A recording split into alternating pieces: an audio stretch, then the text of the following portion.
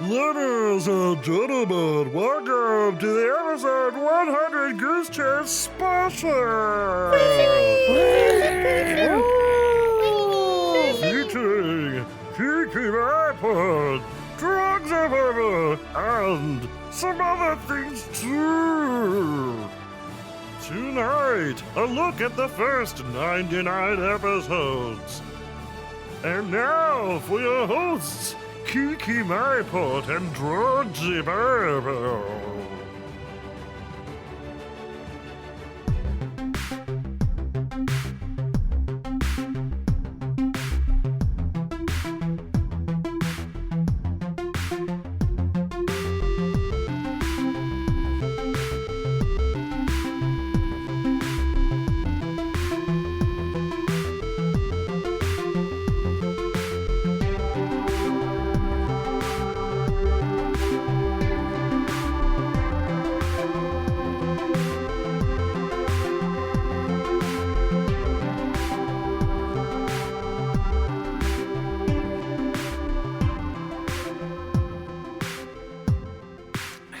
Hello.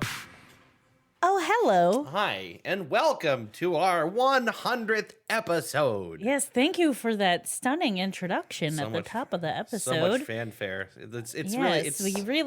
We've hired an announcer. It's a magical night. You know, really is. We're both wearing formal wear. Yeah, I actually am. Yeah, we're wearing formal wear. I have a top hat on. He does. It's that No special. pants, though. It's a little weird. But they're know. real fancy boxers. They're silk. This is our big 100. Every time I say that, I'm like, how the hell do we make 100 of these episodes? Poor judgment. Poor judgment and not knowing when to let something die. Not, just too much free time. Yeah, it's kind of... Very few big life goals. It's funny because, no, absolutely not. We have crammed this into our existing lives Right. and worked really hard to make this thing happen. Yes. And we are busy people. Mm-hmm. We were. Yeah. Right now, things have come to a screeching halt. Yeah, that's right. Because of COVID-19. We probably could have made 100 episodes since we were told to stay in our houses. But yet, our mental health has declined, and so we haven't. Yeah. It's hard to, it's hard to focus on anything for everybody.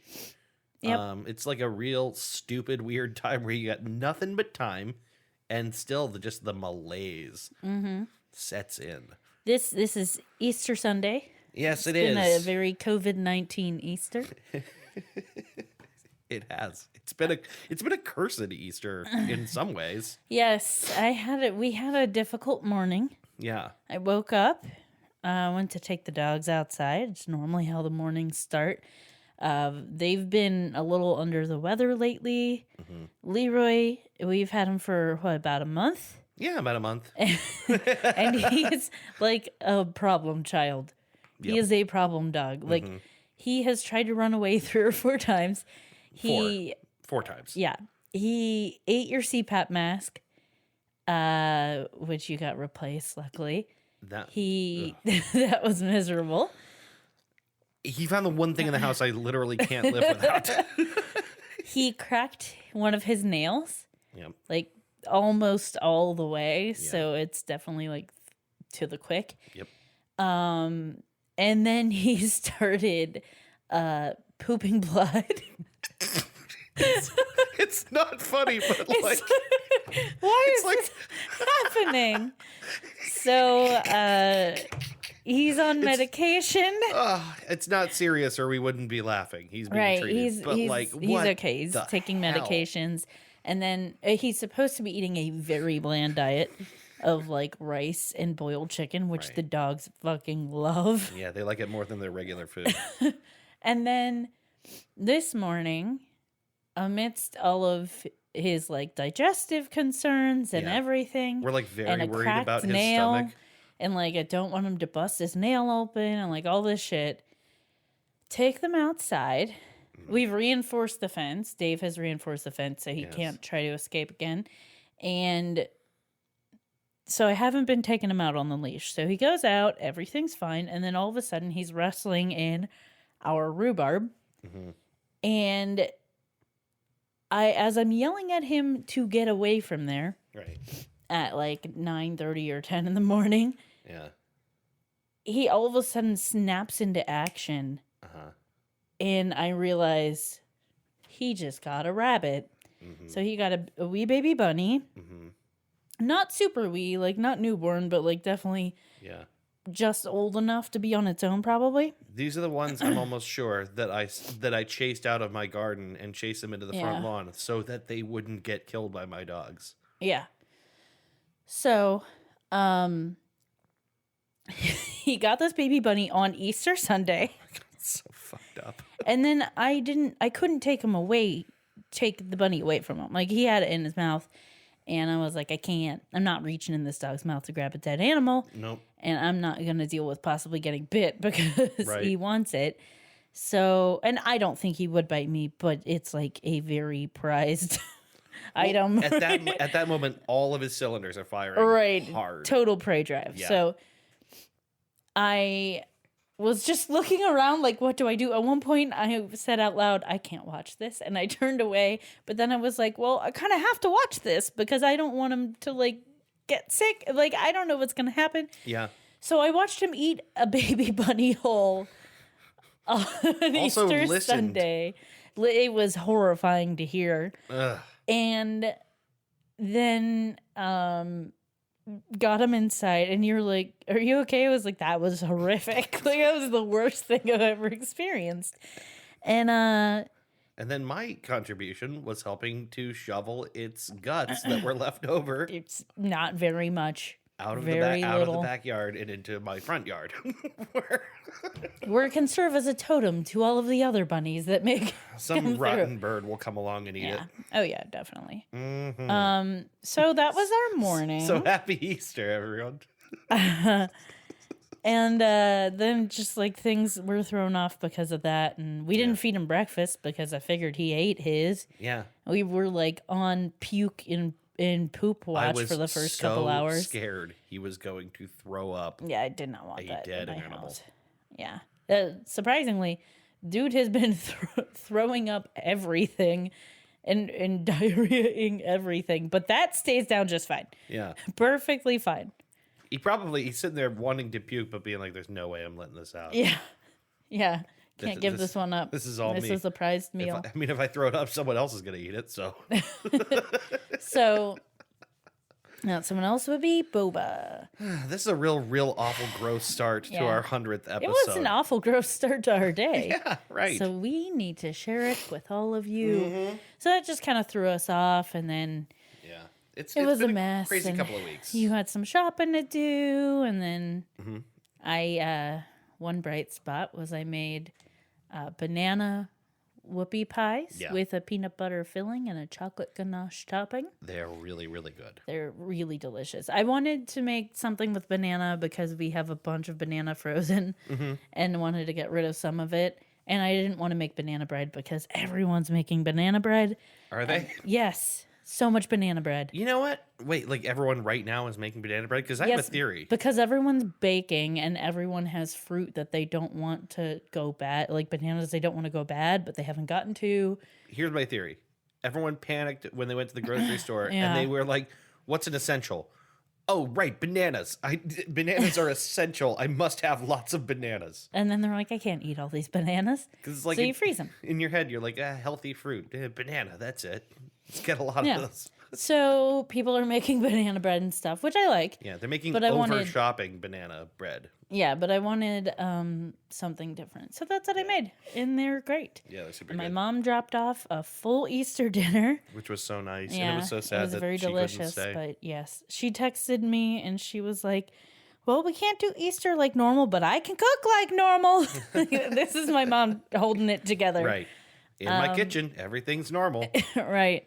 If I just cook all day, for at least 5 hours, I could pretend nothing is wrong. Yeah. So, think and a lot that's of people what are doing I've things been like that. doing by self-isolation baking. Yeah. Like, I'm using this time to get better at baking. Yeah. And then I just have like a tray full of cookies that I don't need to eat. You know, most everyone I know is just handling this thing by like hunkering down on a spot on the couch and drinking until it ends. Yes. So I think baking is probably a healthier alternative.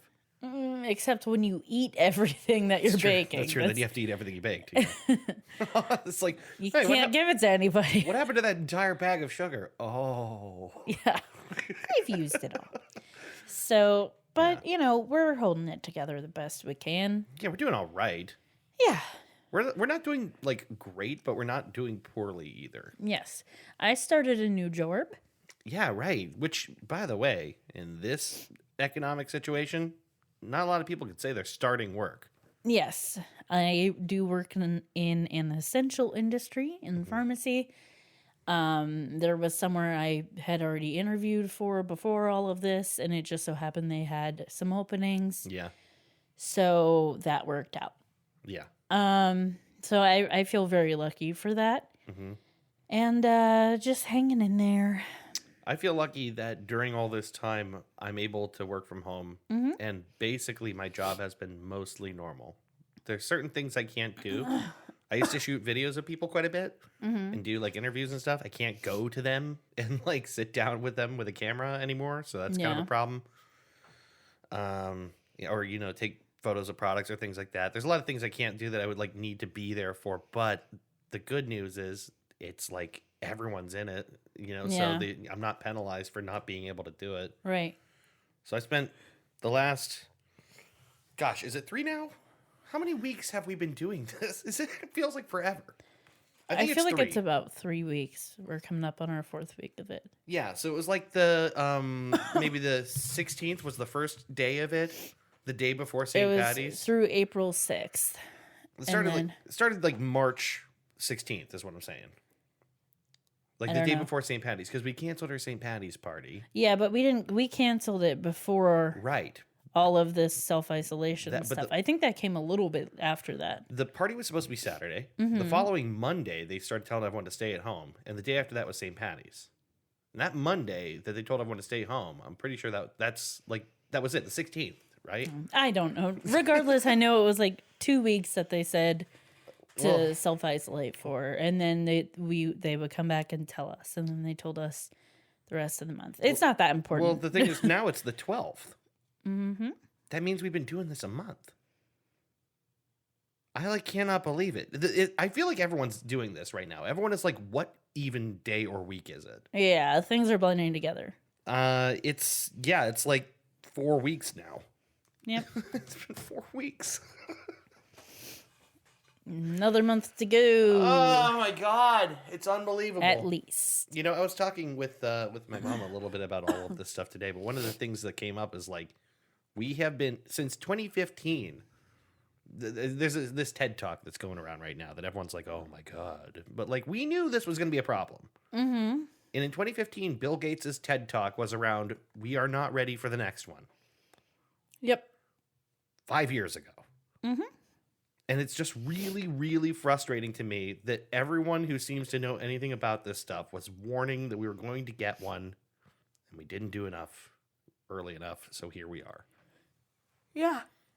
And yet the people who get blamed are not the people who were not doing enough. Yeah. The people who get blamed are like the scientists who were trying to tell everybody.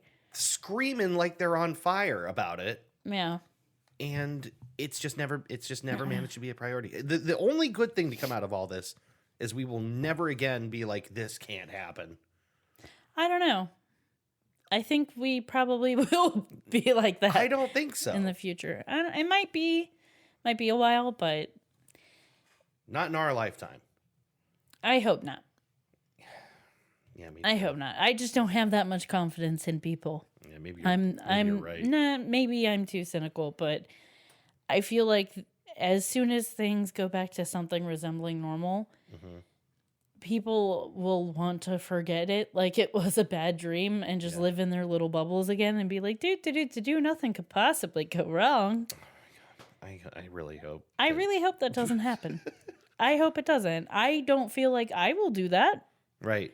but But we're also not going to be wearing like gloves and masks 20 years from now if we get the sense that, okay, well, at least there's not like a big super bug around right now.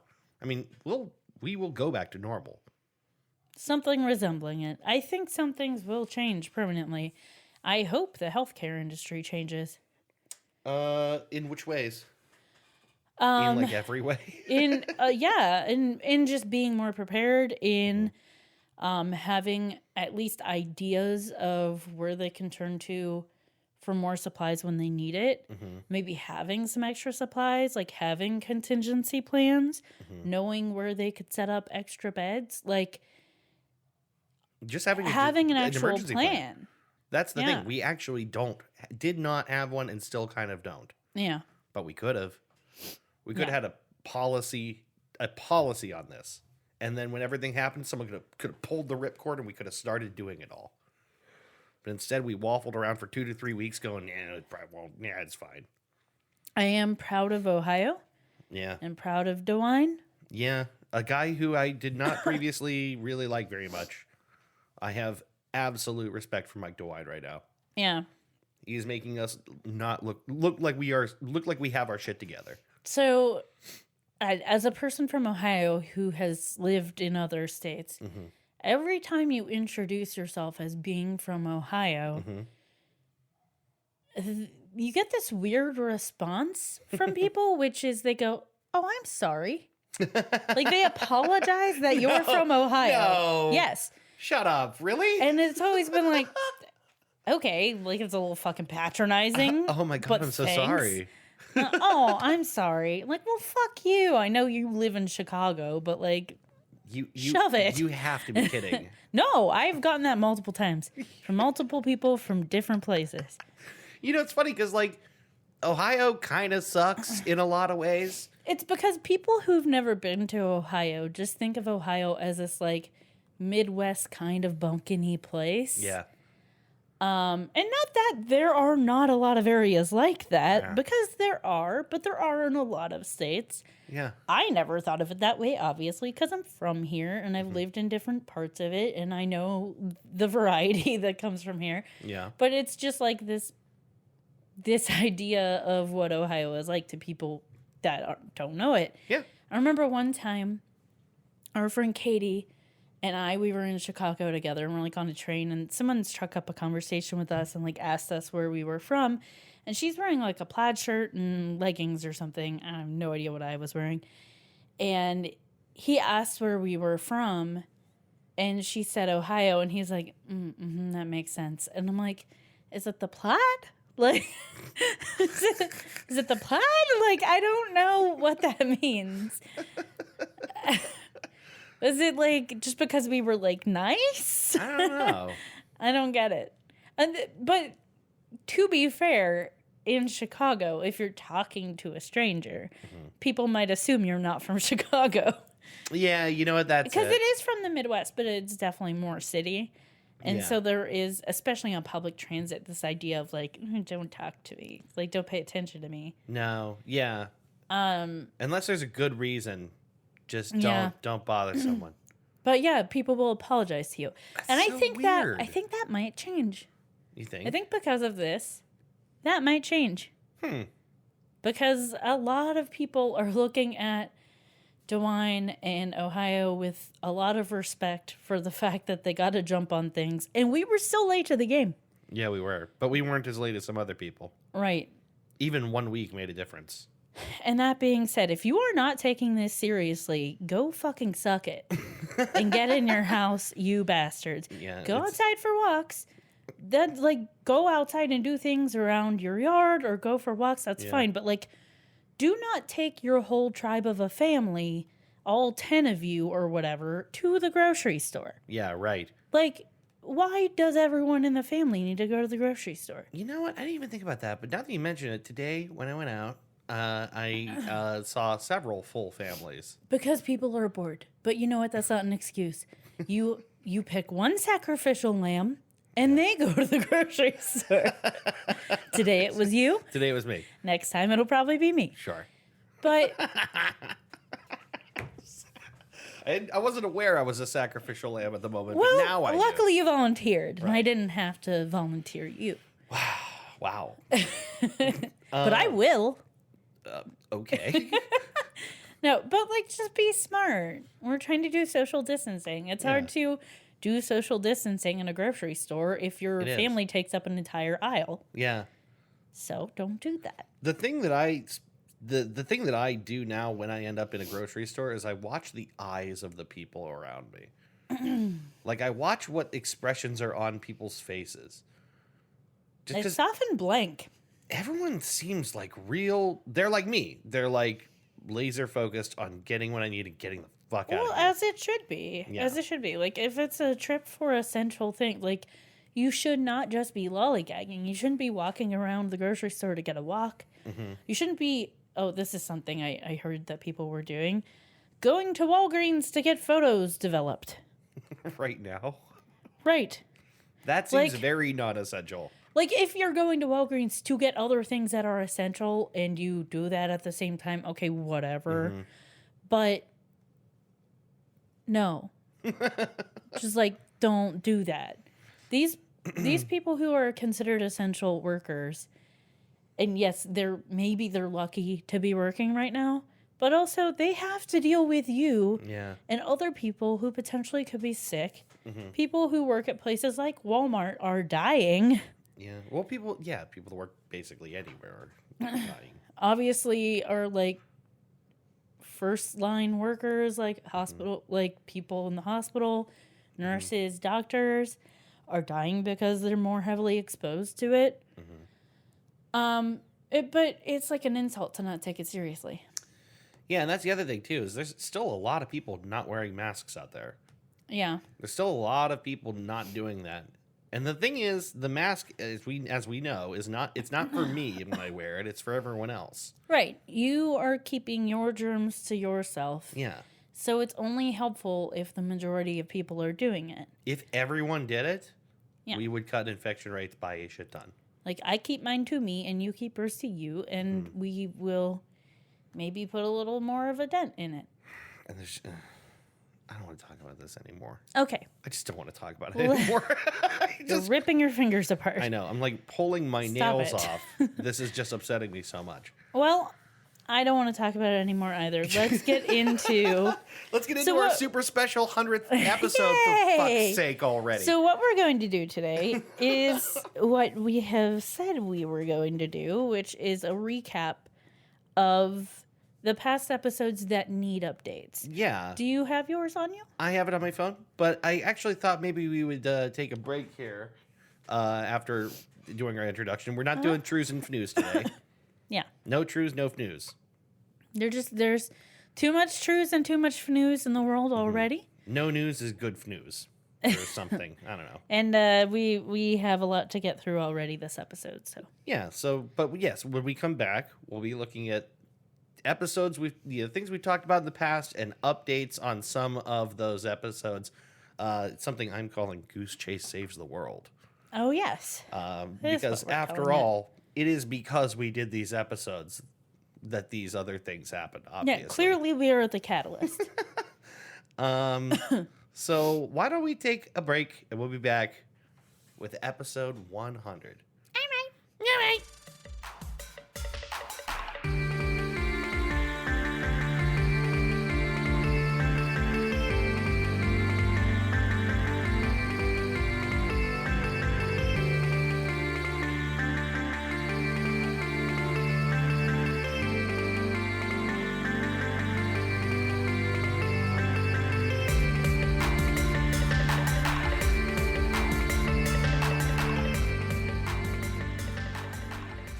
And we're back. And we're back.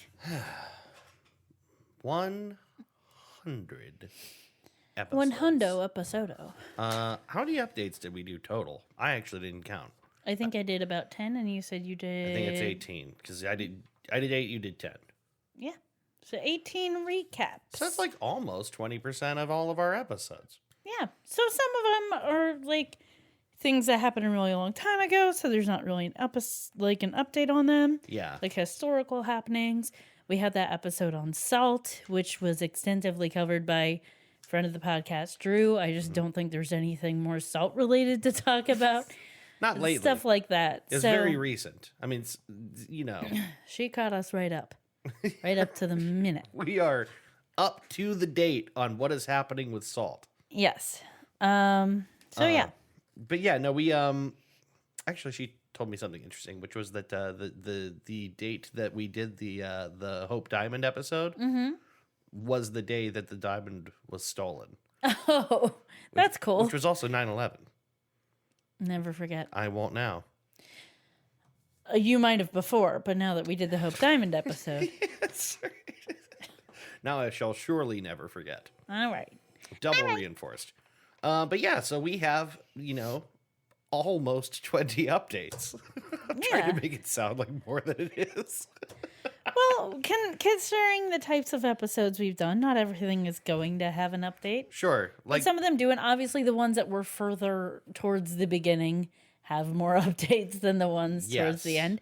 And the ones that, there's a couple things that we caught, like, right as things were developing. Yeah. And so there's clearly going to be more updates on those than other things. So, in other words, we saved the world. Yes. By releasing these episodes, we spurred actual change in the world. Yes, we're not just good at hopping on the bandwagon just as things are starting to develop. Mm-hmm. Right.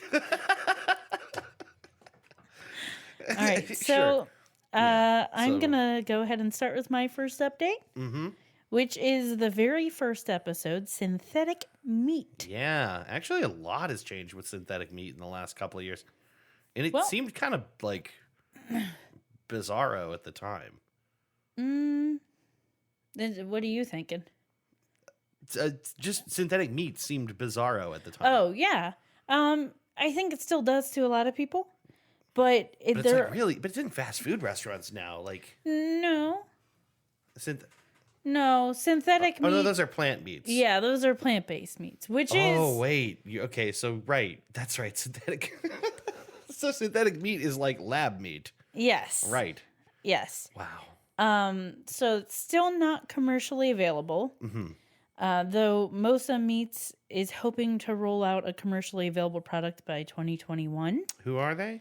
They're one of the companies that do synthetic meat. No, what's their name? Mosa Meats. Mosa Meats. Yes. Okay. So it seems like there's been some rebranding happening in the past couple years. At one point, they switched to kind of referring to it as clean meat. It gained traction because people felt it better reflected the production and the benefits of it. It's all about branding.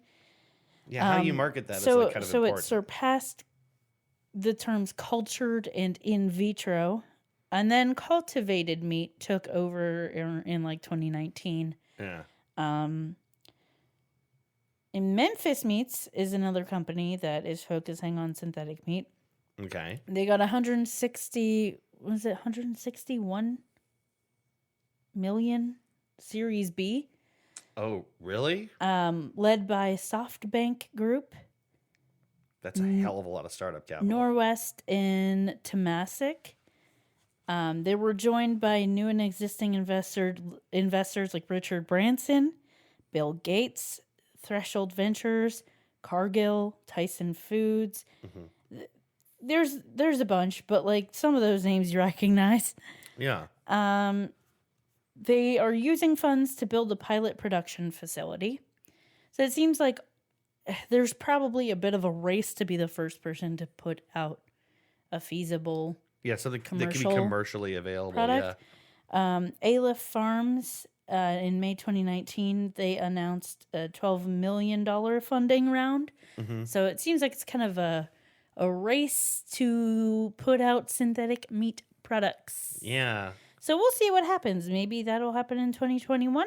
Maybe, probably not. I don't see it happening sooner than that.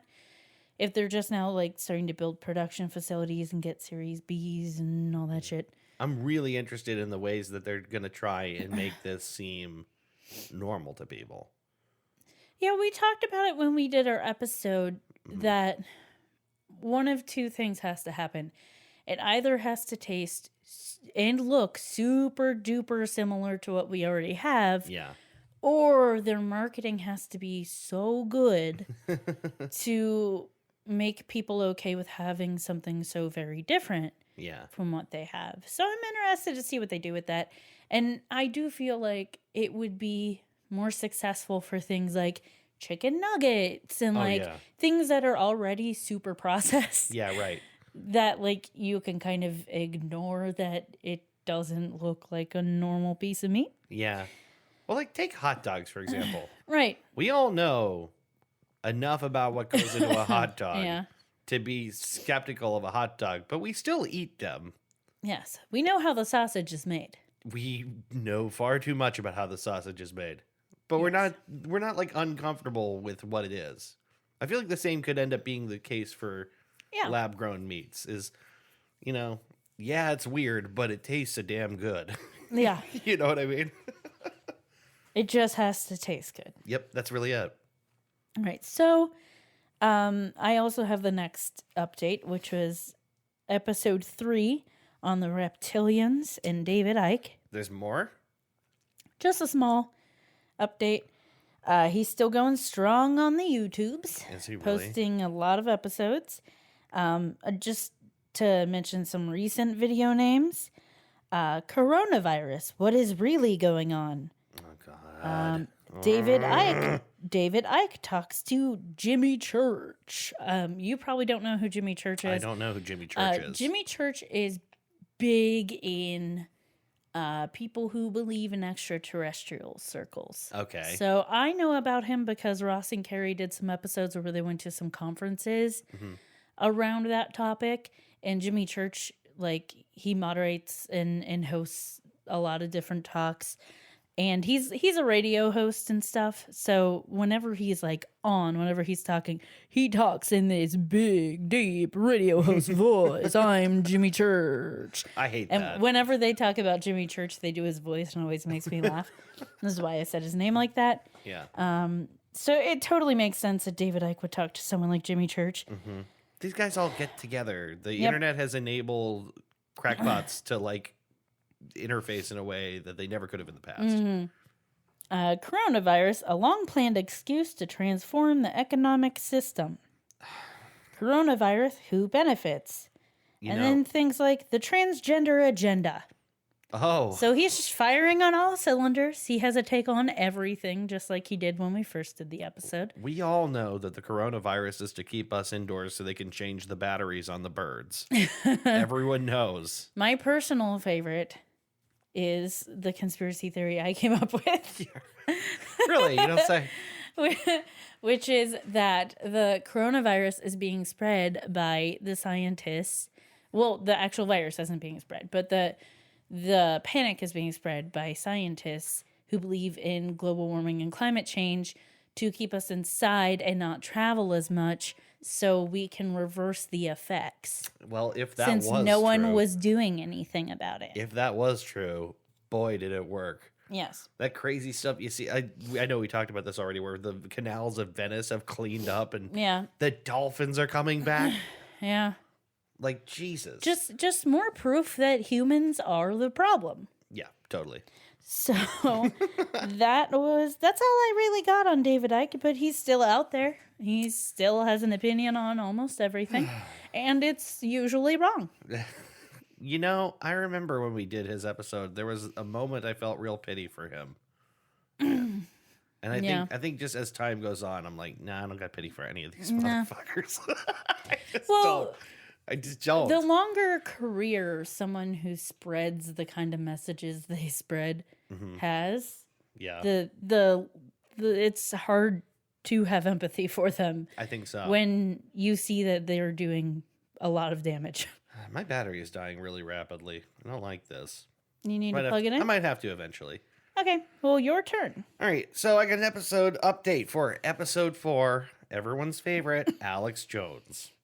All right. I don't know if you remember where we had left off with Alex Jones, because it was all the way back in 2017. Not exactly. Yeah. So October 1st, 2017, we released that episode. Basically, ever since we discussed Alex Jones, his media empire has completely imploded. Which, it's it's hard to remember, but all the way back then, there was no indication that that was going to happen. Right. He still had his show going. And Yeah. Alex Jones was huge all over all social media. He had a big YouTube presence, and it was, it just seemed like he was unstoppable. It looked like it could never happen. But okay, so when we were talking about him, he had already been divorced for a few years. Mm-hmm. We also got all that information on his custody battle, which gave us this like glimpse into his real life, Yeah. where like his lawyer was arguing, this is all a show, and then Alex would go on a show and be like, no, this is all real, Yeah. 'Cause he has to save face. Exactly. So like, in court, anyway, they're portraying two different versions of this guy, So since the episode, he has had the shit kicked out of him in the legal sense. April of 2018, several Sandy Hook families launched a joint defamation lawsuit. So that was the, Alex Jones was claiming that the whole Sandy Hook thing was, a false flag operation. That everyone's actors and there were no real dead kids and Which is so hurtful. unconscionable.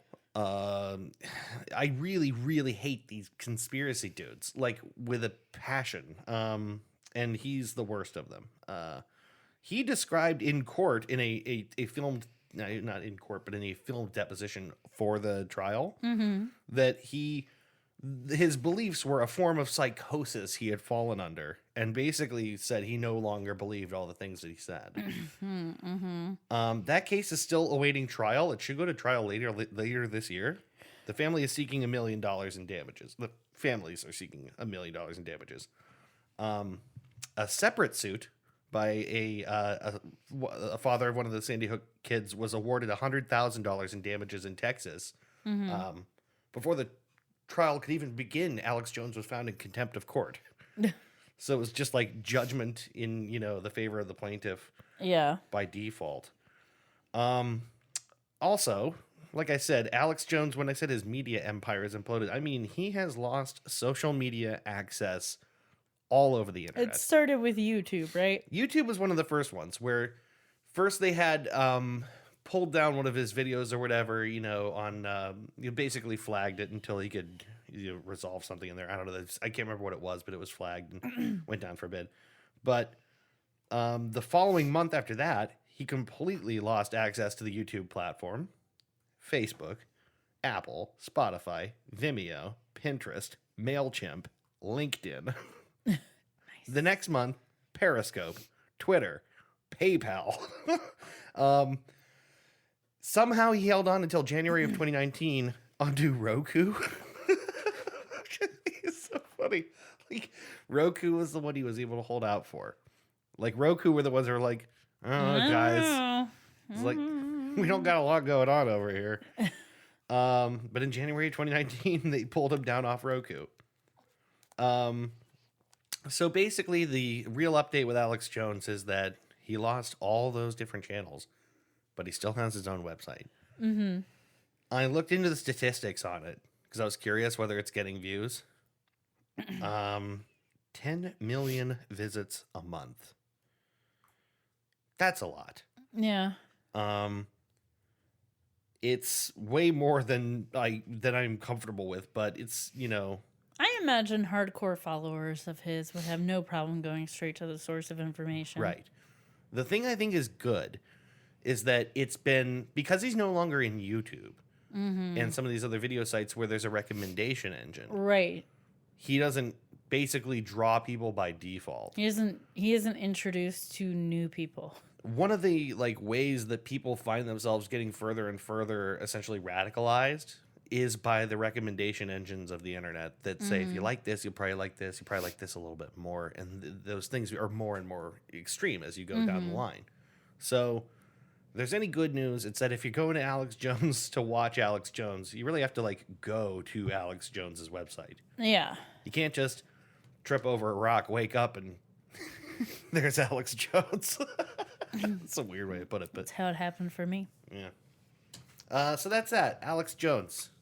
All right. I think the next one is episode 5, and that's you. Yes. Episode 5 was CRISPR. Oh yeah. If you all recall, CRISPR is basically it's like a virus's form of antibodies, where it's like a little DNA code that they can clip from other viruses or whatnot and insert into their own. And scientists discovered that they can use this idea they could do that in real time. They could do that in vitro. Yeah. And kind of modify genes and take out a gene that could be potentially harmful that we know like is responsible for a specific kind of cancer, and insert a healthy gene in there instead and things like that. So this is a really small update, but just wanted to say that in July 2019, doctors in Tennessee did use CRISPR to experimentally treat a sickle cell patient. So they're starting to actually use it to treat people. I was not able to find out like how that went, but and that might be like a long-term thing, but like they're starting to try. Yeah. So that's like really big. I think there's a number of therapies they're like testing out that have to do with CRISPR. Yeah. I don't know if any of them are actually reaching human beings other than that one. Yeah. But I think there's a lot of different approaches, right? Yep. CRISPR famously referred to as genetic scissors. Yeah, it's basically what it is. Yeah.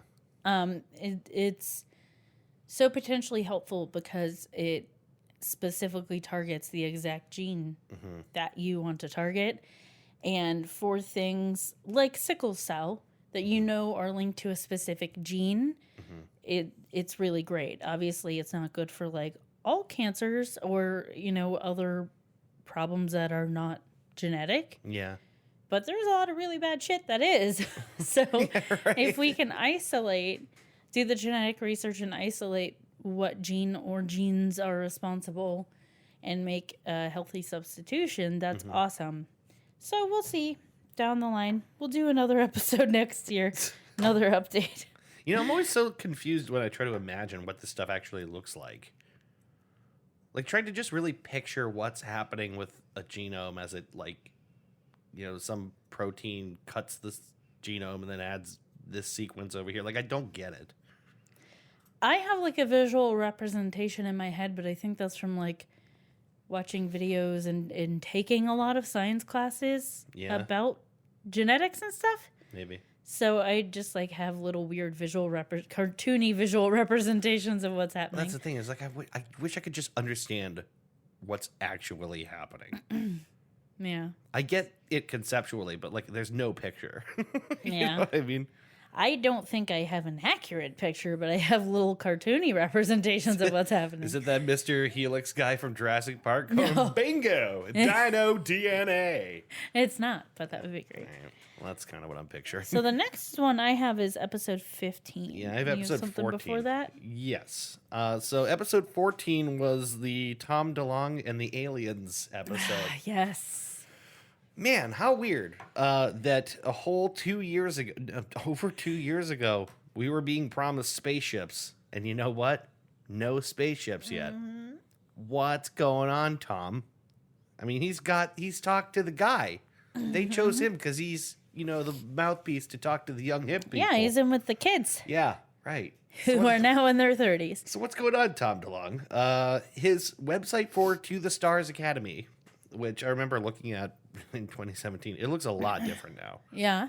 Back then, like I said, there was this big prominent claim they were going to build a spaceship. And they didn't really give a whole lot of explanation as to how or what, Or even why. or even why. Although the why, yeah, I get it. Yeah, the why is aliens. And they would mention a handful of like people who had held government jobs or whatever, or like research jobs, but the list was not anyone particularly noteworthy. You know what I mean? But this list has grown. The site has grown. The claims have grown. His list of partners is much bigger. Great.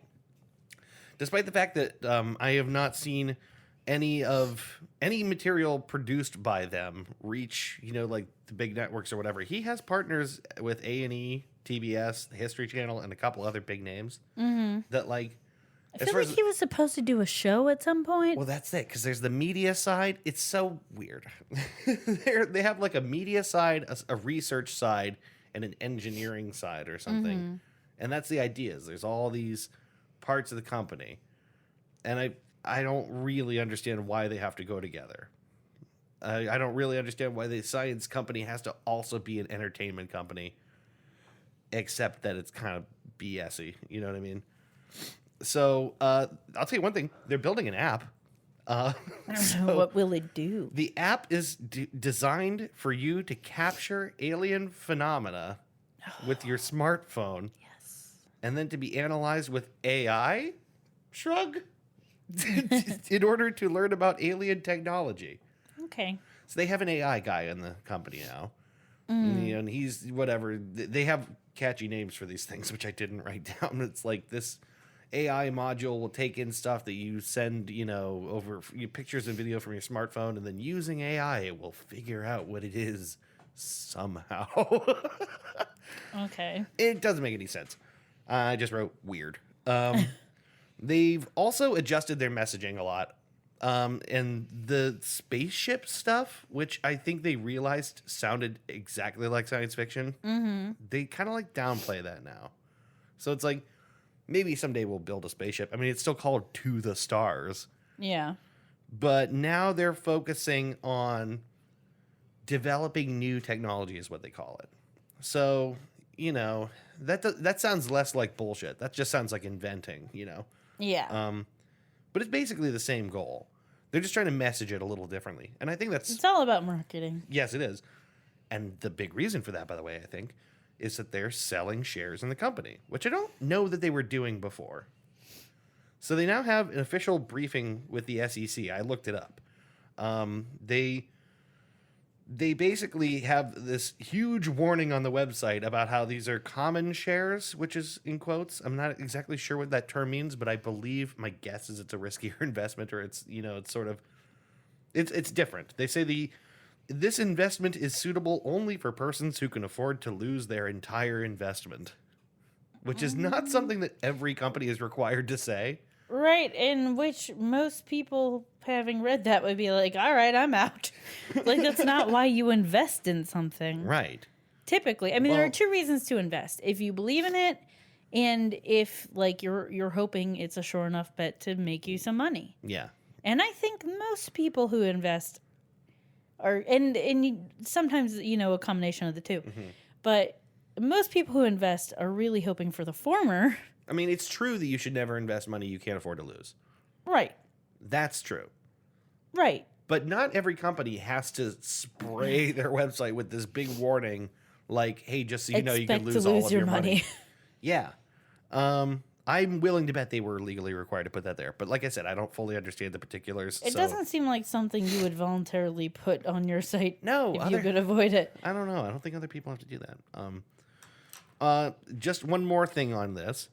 They have introduced no new tech at all in the last 2 years, in case you were wondering, other than an app that takes pictures. Yeah. And I'm very skeptical that there's any actual AI component there. Yeah. Only in the loosest possible terms, probably. In June of 2018, when they filed their regular update with the SEC, they sort of are required to post financials every so often.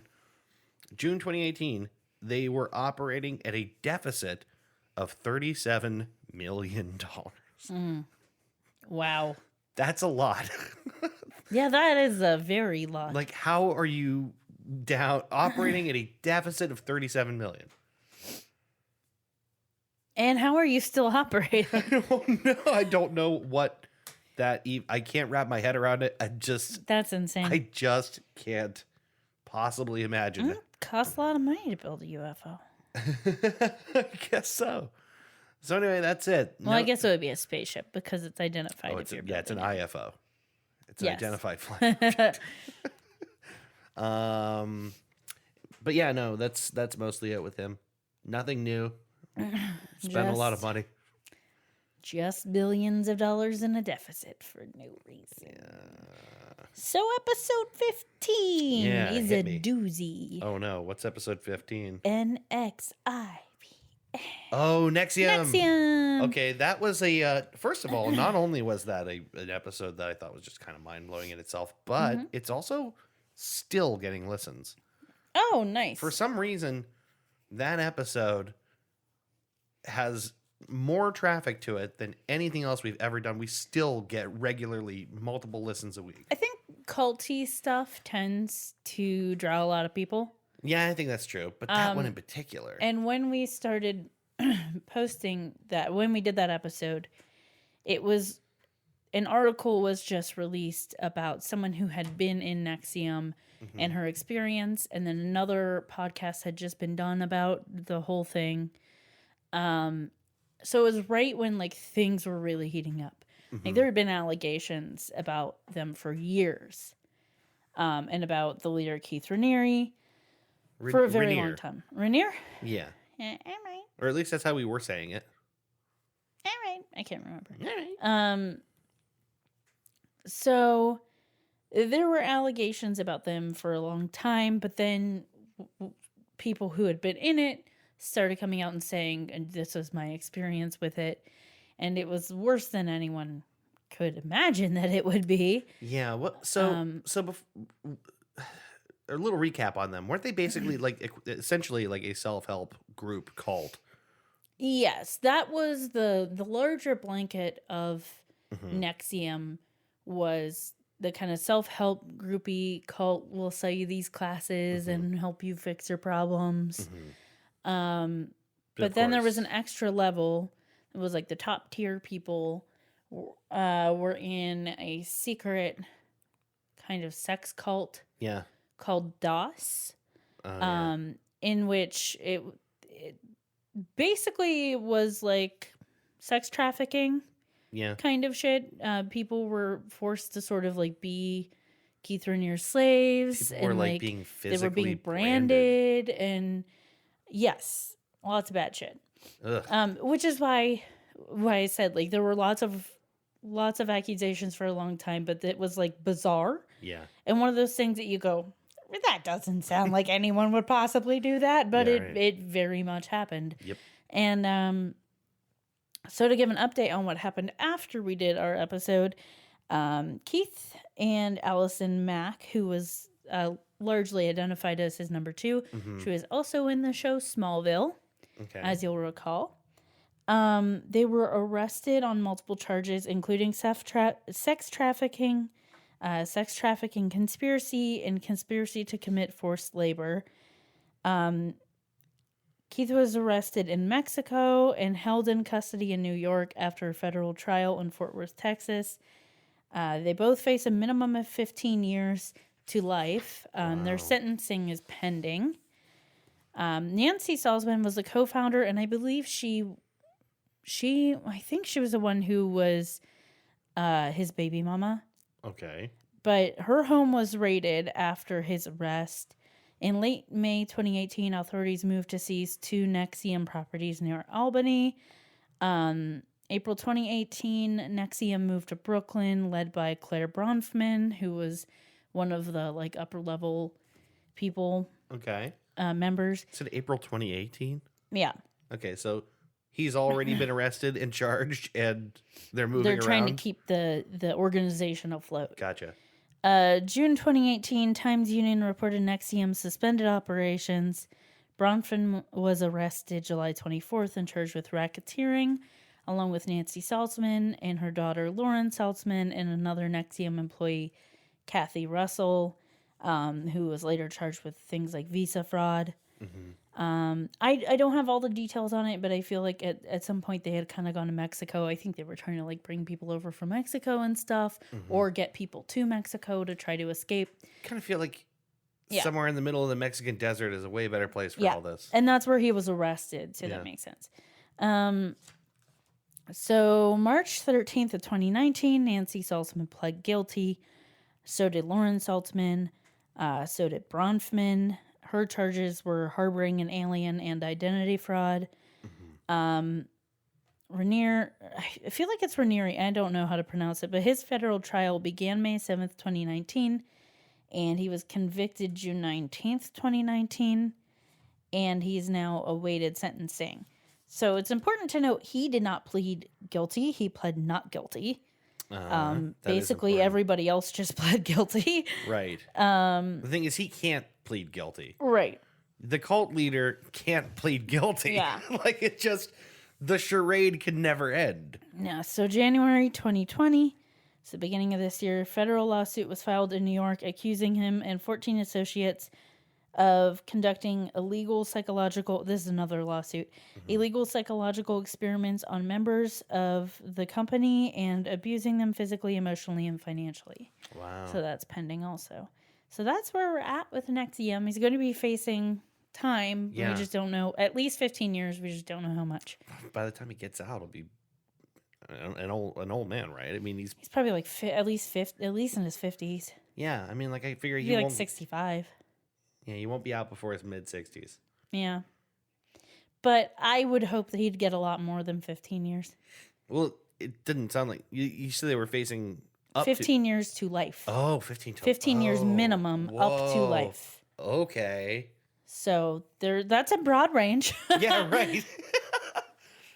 God, that's great. I mean, I can't imagine him getting life for it, but like 20 years, Yeah. 25. Yeah. Jeez. Yeah, What's- that guy's a monster. Yeah. Cult leaders, man. Man, what can you Man, do? what are you going to do with them? Can't live with them. Should live without them. I mean, lots of people live with them, but then those people get like, tortured and shit. So Yeah. don't live with them. What's your next episode? Actually, no, yours is next. Yours is 17. Okay. I didn't know who's next.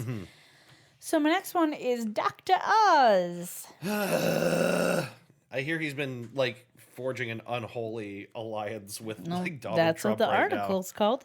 Oh yeah, that's right. We talked about the title of that. Yeah, so in 2018, Trump appointed Oz athletes and Lou Ferrigno to his council on sports, fitness, and nutrition. Wait, Lou Ferrigno's on a. That's just so Trump can meet Yeah. Lou Ferrigno. Well, Trump was criticized as choosing pundits over experts. April 8th, 2020, an article in the New York Times called The Unholy Alliance of Trump and Dr. Oz, written by Frank Bruni, says that Trump had been getting advice about the pandemic from Dr. Oz, and he describes it as a match made in ratings-obsessed heaven. So Dr. Oz, it's important to remind people that he is a doctor. He's a surgeon, a cardiothoracic Yeah, surgeon. like a very good heart surgeon He's not a virologist. or a nutritionist. Yeah, and his area of expertise is not super relevant to the virus. Yeah. Although there are some people thinking that it's going after people's hearts too, which is scary, but Yes, but like we don't know that for sure yet. So right, and he's a heart surgeon. His Right. expertise would come like kind of after it has affected people, yeah, not necessarily as a preventative. Right. So his real specialty, according to Bernie, who wrote the article, I'm quoted him a couple times because it's well written and his quotes are spot on. He's a good writer. Yeah, he's been doing it for so long. His real specialty is using medicine as a means to maximize public exposure. He wasn't about to let this dark chapter go to waste. So Dr. Oz has had multiple appearances on Fox News. Promotes the anti-malarial drug hydroxychloroquine, which is something we're seeing a lot from Trump and his supporters. And just to put out there, This drives me nuts, but hydroxychloroquine is a drug with a lot of very severe side effects. Before it was suggested being used as a potential treatment for people with COVID-19, it was already in short supply and on back order. yeah, it's an anti-malarial, I think. It's basically an antiviral. It is an anti-malarial drug. It fights lupus, I believe. Yeah, it's used for a couple different very severe illnesses, and it's already in short supply. Yeah, And that's the on-label usage. Yes. And so when we think about using a drug like this, normally when we would use a drug, it undergoes a lot of clinical testing before we use it for a specific purpose. And this COVID-19 is obviously an off-label purpose. So there's no clinical trials. We don't know how effective it really is. I'm not saying that it necessarily we should not try it, Right. but we have to consider the fact that we don't want to take it away from the people who it actually works for their specific illness Yeah. when it's already in short supply. And also, the side effects are very, very severe and not to be scoffed. So it's kind of being overlooked by people who, those things are overlooked and swept under the rug by the people who are saying this is a done deal, like this should be used. Well, you're not considering all the other parts of that. It's not to say that it shouldn't be tried, but we should think about the fact of all those other things at the same time. An analogy might be that, let's say that there was a type of cancer that was, possibly treated by some very unrelated, like HIV drug or something like that. But that drug had the potential to kill like 10% of the people that take it. Is it ethical for us to just let everyone throw that very dangerous drug at this problem? Yeah. Or should we do more research and figure out? Yeah, should we know for certain that it's having an effect curing this disease? Yeah. Just- It's a tough situation we're in right now. But we should maybe, not come at things so one-sided and consider the consequences, Yeah, right. which is not a thing that Dr. Oz tends to do.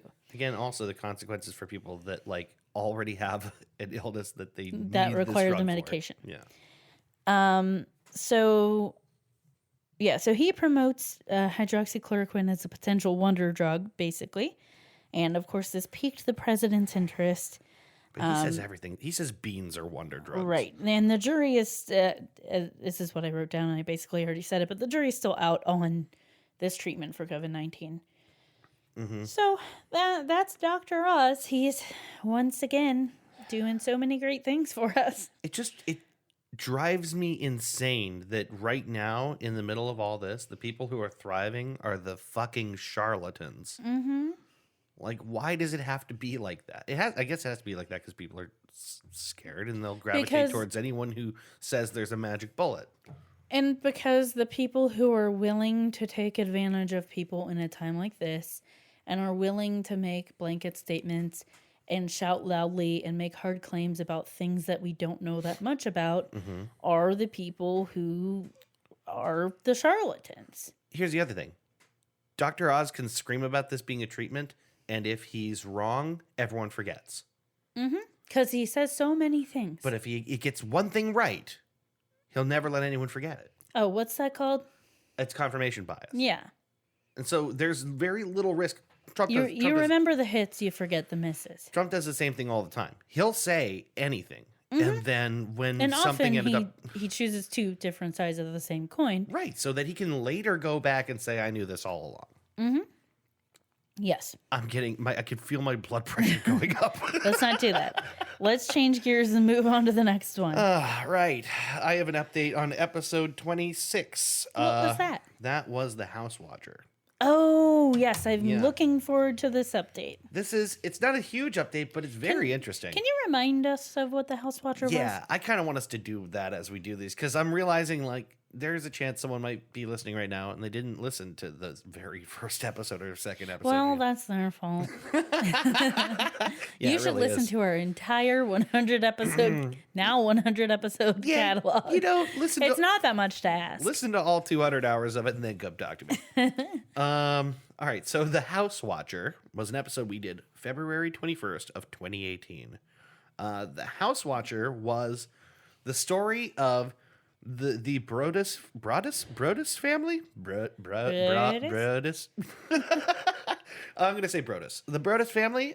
They in 2014 they acquired their dream home in I'm now Westfield, New starting Jersey. to remember. Okay, so this family, they buy this house, but at the time we had covered it, they still had not moved in. And the reason is that they kept getting these creepy letters from someone who called himself the Watcher. He talked about watching the family in and out of the house and how the house needed new blood and how his father had watched the house before and his father's father before him, and now it was his turn to watch the house. And I hope you've brought new blood because the house needs new blood. And really creepy shit. Yeah. Lots of letters. Here's a direct quote from the letters, just because the writing is so weird. Do you need to fill the house with the young blood I requested? Better for me. Was your old house too small for the growing family? Or was it greed to bring me your children? Once I know their names, I will call to them and draw them to me. Ugh. Yeah. Really freaky. He talked about being in the walls of the house and like watch them go around the house. Like just the thought of it is so damn spooky. Yeah, it gives me chills. So creepy. So we still do not know. Understandable that they did not move in after receiving these, and it really sucks for them that it did not start until after they paid the money or they started. They got paying the for mortgage the for the house, or Yeah. whatever. How maybe they didn't have a mortgage. I don't know. But what? Probably. But whatever. After they'd signed their names to the Yes. contract. So they got this house. We never find out who wrote those letters. We still don't really know. Although there were at the time we had some suspicions. There were some like possible targets, and I think there was even when we did the episode the thought that it could have even been themselves or something like that. There's like conspiracies around the thing. I don't think there was ever a definitive answer as to who it was, and there still isn't. However, the update is that in July of 2019, so that's like a whole year and a half after we did the episode, the update was that the family sold the house. They sold it. They got rid of it at a $400,000 loss. Oof. They bought it for around $1.3 million, and they sold it at basically around $900,000. I wrote $9 million. It's not accurate. So this has got to be, even for New Jersey, like it's got to be a really nice neighborhood, right? I don't know. I mean, the thing is, They bought it for $1 million. they bought it for $1.3 million. But the thing is, depending on where you are in New Jersey, you're practically in New York, and location is everything. It doesn't even have to be a freaking But if crazy you can house. afford a mortgage on a $1.3 million house, Yeah, you've in New Jersey, they're loaded, is what you're saying. you've got some money. Oh yeah, they're loaded. So, but here's the thing: is that also kind of messes up for me the theory of that, like maybe it was them. Right, why would you do that so you have to take a loss? That doesn't make sense to me. Except that maybe they thought that it would be like an Amityville horror situation where all of a sudden the house is like significance and like someone will really want it. No one wants that shit. No one wanted the Amityville horror house. I know, but some, ghost hunter might It's not want to buy until it. someone writes a story about it and like makes a movie of it that it becomes a thing. And even then, people don't want to live there. They might want to visit, but they don't want to stay. Right, exactly. People might want to tour, but they're going to be like looking If over that their was shoulder. the case, it was a bad idea. Yes, And exactly. I highly doubt that was the case. I agree. I don't think that this was them. I don't Yeah. know who it was. Someone had a real interest in getting that house. Yeah. Here's another update to the story, though. They've also sold the rights to their story. Ooh, so maybe there will be a movie about it. There was It still could be them. Well, okay, so a bidding war broke out between a bunch of studios, but basically the important thing is Netflix won. Okay. So you could probably expect to see a Netflix series or something like this sometime in the future, like something from Netflix. The way Netflix goes, I kind of expect a documentary. It could be. The thing is, I don't know how much there is to talk about for a documentary. It's a lot of letters. Yeah. I don't think there's that much else. I don't know. I don't know either. I wrote I don't know. this. They've made a lot of documentaries about things of an unexpected documentary. Yeah, about that's true. that have been very good. No one expected Tiger King. Yeah, Tiger King out of nowhere. Yeah, that's and true. what a glorious shit show that was. But the thing is, if you knew anything about that, you would know that there was at least Right. a 6-part series in that bad boy. Yeah. So anyway, yeah, that's that. You can probably expect to see something about that in the near future. Cool. Yeah, I'm interested in whatever comes of that. So that means now it's to you, episode 29, right? Yes. So episode 29 was on Starlight. Oh, shit, Starlight. Yes. So when we did the episode back then, there was a website I found. It was like, I don't even remember what it was, Starlight something or other. Mm-hmm. I could not find it again. And it was really? definitely like someone trying to be scammy. And I made all kinds of claims about the fact that he knew he knew the guy who created Starlight and had worked with him closely and blah blah blah. Yeah. So I can't find that website. So if it still exists, it's just buried in the search results because it's probably like, you know, people are like, okay, it's a scam. Well, Not real. Google finds it spammy whether it is or not. Right. So there is another company called ThermoShield.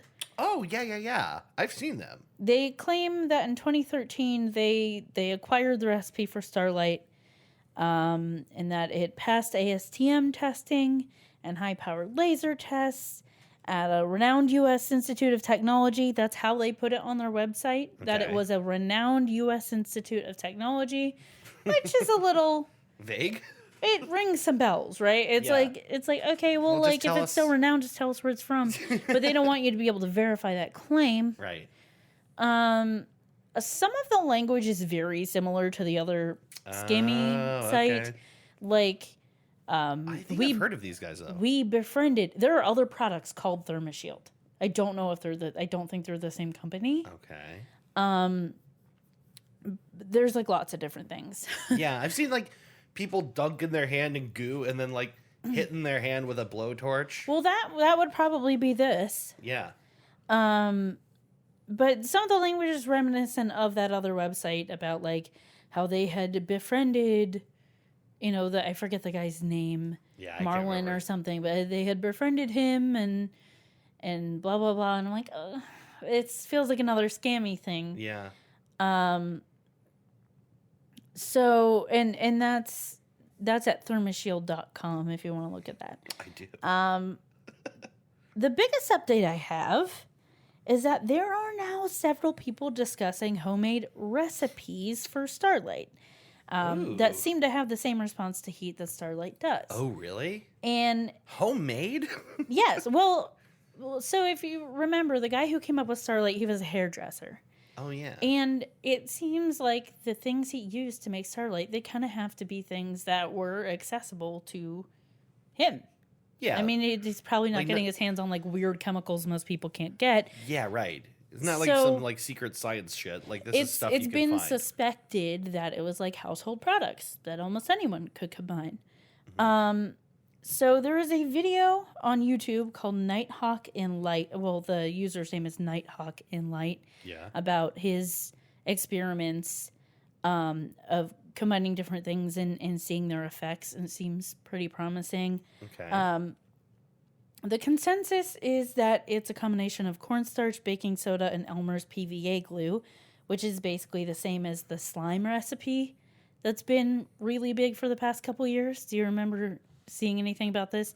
People make this slime to play with, and it's Elmer's PVA glue, baking soda, and cornstarch. And it has a really weird consistency. I think it might be a non-Newtonian fluid. Oh, right. But you can... Is it gack? No, GAC was back when we were younger. Yeah. That was like something you could buy, and I think there were some recipes for it at I'm the just time. saying, is it basically the same stuff as gack? It's similar. It's like a gooey substance. There's always videos of people smushing their hands into it online. Man, I want to buy some gack. Anyway. But yeah, basically there's like a bunch of I found a website that was like, it was an experiment, a science experiment you could do in class or have students do at home, meant more for like high schoolers since you'd be applying heat to it. But it was like giving this recipe of like make your own Starlight and like, Really? yeah, it was like this, and it gave a little bit of the history of Starlight and what it was, and like that this is a potential recipe for it, and this is an experiment you could do to discuss thermal exchange and things like that. Okay. But it was like an educational website. And I think that's where I saw Nighthawk and Light. They said like he's one of the people talking about it. There's another website from like I feel like it was a college engineering class, and they were looking into Starlight and what it could be and how they can make it and how they could use it and things like that. So there's like a resurgence, and this is all recent within the past like year. So there's a resurgence of people being like, oh no, yeah, like what was that stuff and what can we do with it? Yeah. And it's funny, like if it's something so simple as cornstarch, baking soda, and Elmer's PVA glue. Right. I mean, there could be applications for that, and it's so available. I feel like once you can buy things again, I would love to try this. Yeah, we can do it. And then, of course, if you'll hold the acetylene torch to my hand, then we can test if it actually Or works. we could just put it on an egg like most people do. Egg? Yeah, they coat an egg in it, and Is that then what they they're apply doing? the flame to it to see how it holds up. But then you have to crack the egg to find out if it worked, right? Yeah. Well, I mean, you could kind of see the outside effect of like... Oh, like whether the egg got charred. Yeah, of like, or the material got charred or like that. But Yeah. then you crack the egg to see if it got cooked on the inside. That is so... God, what a... I can't believe it can be something so easy to make. Yeah. Really. There might be other stuff in it, but it seems, from what I've seen, Yeah. it seems like those 3 ingredients do a pretty good job of impersonating Starlight and its effects. Wow. So, yeah, interesting. Fascinating. Yep. So, my next one is a real quick update. Is that the 31? Episode 31? Yes, which was the Circleville letter writer. Oh, yeah. It's... I don't want anyone to get too excited. We still don't know 100% who it was, but so there was an article that came out February 26th of this year, and it's called "The Poison Pen: Who Wrote the Circleville Letters," by the True Crime Times, which is a person named Julie Fiddler. So it seems like she looks into like these kind of unsolved things. Mm-hmm. It was essentially, it wasn't a whole lot of info we didn't already talk about, Okay. but it was a really good article about everything and about some possible theories. Okay. One being that it was possibly multiple people. The person who was charged with it was eventually paroled. Oh, really? And I think we knew about that at the time, and he has long said that he was innocent. Wasn't it a bus driver or something was arrested? One of the people who letters were written about was a bus driver. Oh, yeah, right. There's a principal involved. Yes. That's a wild episode. People should listen to that. Yeah, right. The gist of the episode is in the town of Circleville, Ohio. It's not far from Columbus. People in the small town of Circleville started getting letters. It started with this woman basically saying that, accusing her of having an affair with, I don't think it was a principal. I think it was someone higher up, like in the superintendent. like a superintendent, I think. Okay. And then she hid it from her husband, and then her husband started getting letters about it. Mm-hmm. And then they accused someone else of it, which I think is the person who eventually ended up going to jail for it. Mm-hmm. And then a bunch of things happened. The husband ended up dying in a car accident. Oh, He yeah. he was not known to be a drinker. He was basically a teetotaler, but he had alcohol in his system at the time, Mm-hmm. and he had recently fired a gun. Yeah. And no one knows what that situation was, because no one was around when it happened. And it happened like not long after he left the house, so there's a lot of mystery about that. That's still unsolved. Yeah. So that happened. The wife was a bus driver. Signs started going up around town about her daughter and things. There was a person standing next to the sign who had like sandy blonde hair.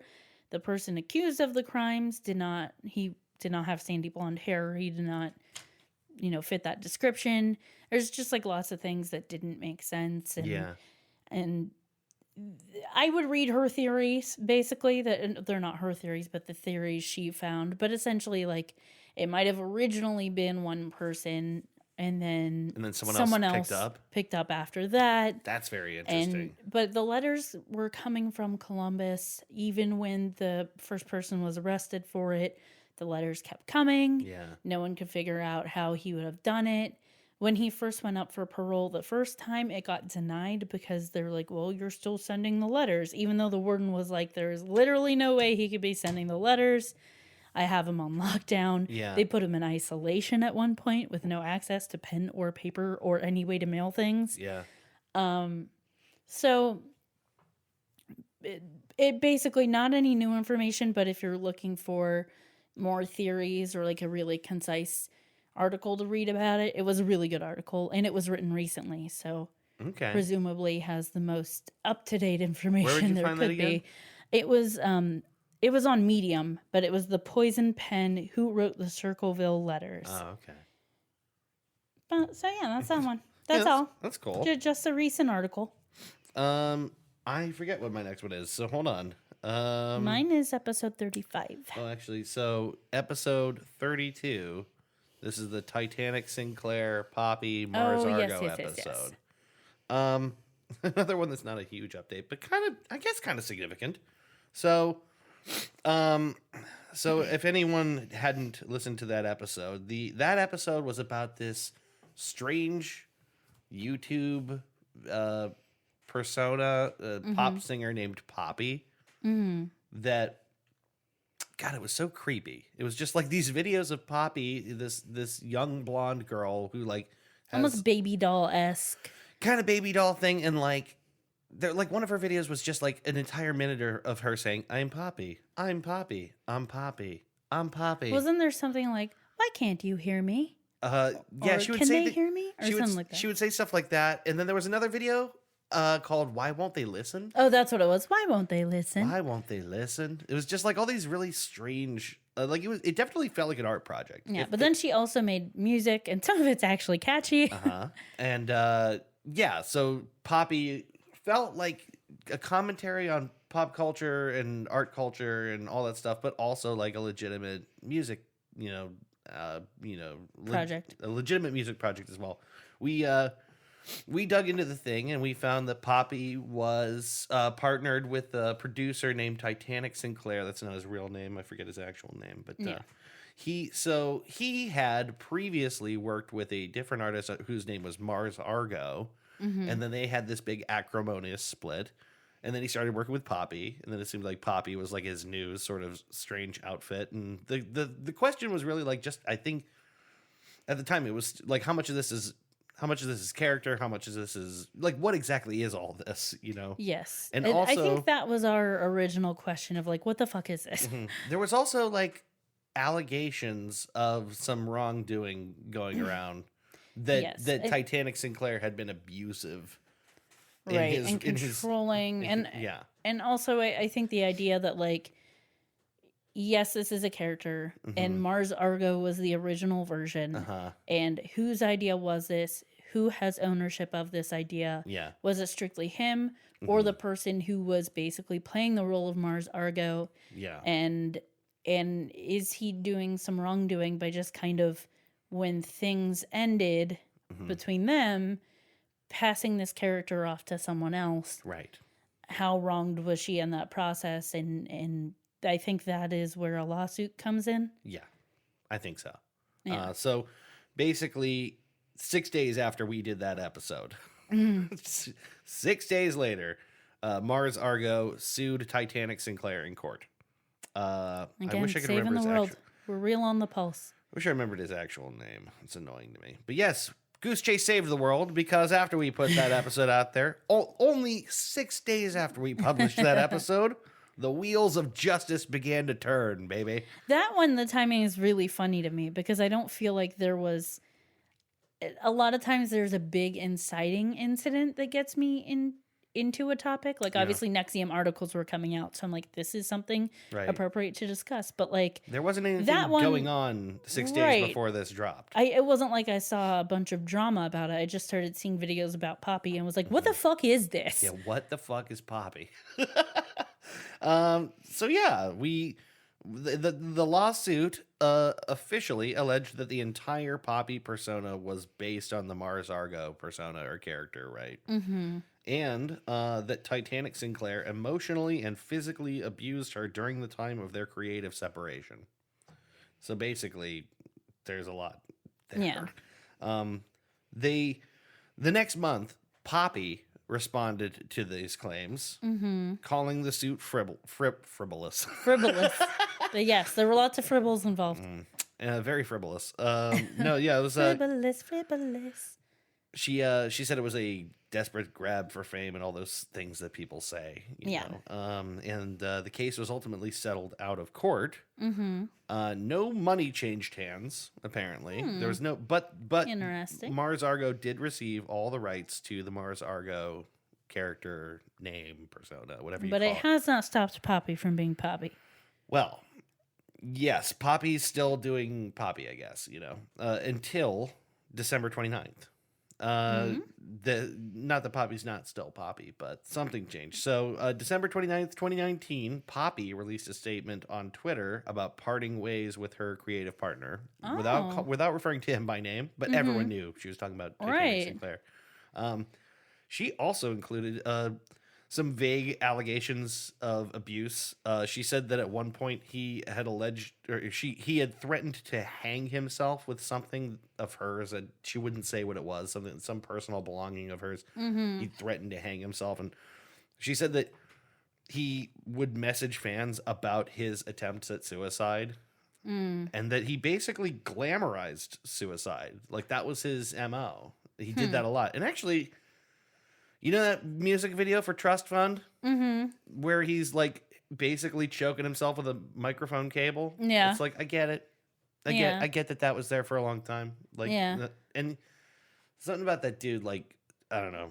Something about him did not feel right to me since we discovered him. Right. But that song's so fucking good. It is a really good song. But it's also mean. It is very mean. It's mean. It's a nasty, mean thing it's all pointed at Mars. Yeah. I can understand. Obviously, we don't know if allegations are true, but I would not be surprised if he is a person with a lot of unresolved issues and maybe he doesn't handle things in the most mature way, judging from the fact that he made some very pointed videos about someone he worked with in the past. That was very mean and petty. Yeah.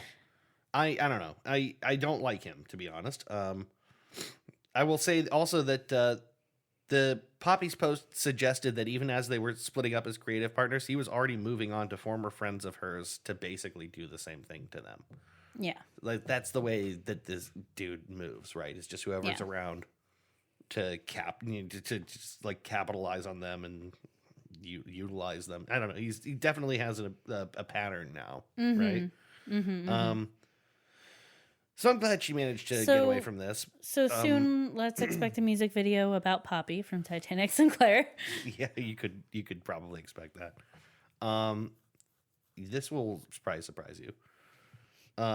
You know that Hulu Into the Dark series? They did an episode that is almost definitely based on the events of this relationship. Really? Yeah, they did it in That does February. surprise me, and I would like to watch that. I think I've been disappointed by Into the Dark. Into the Dark has not been very good overall. There was one episode. We've only watched 3 episodes. Yeah. One episode was great. It was very good. I liked it.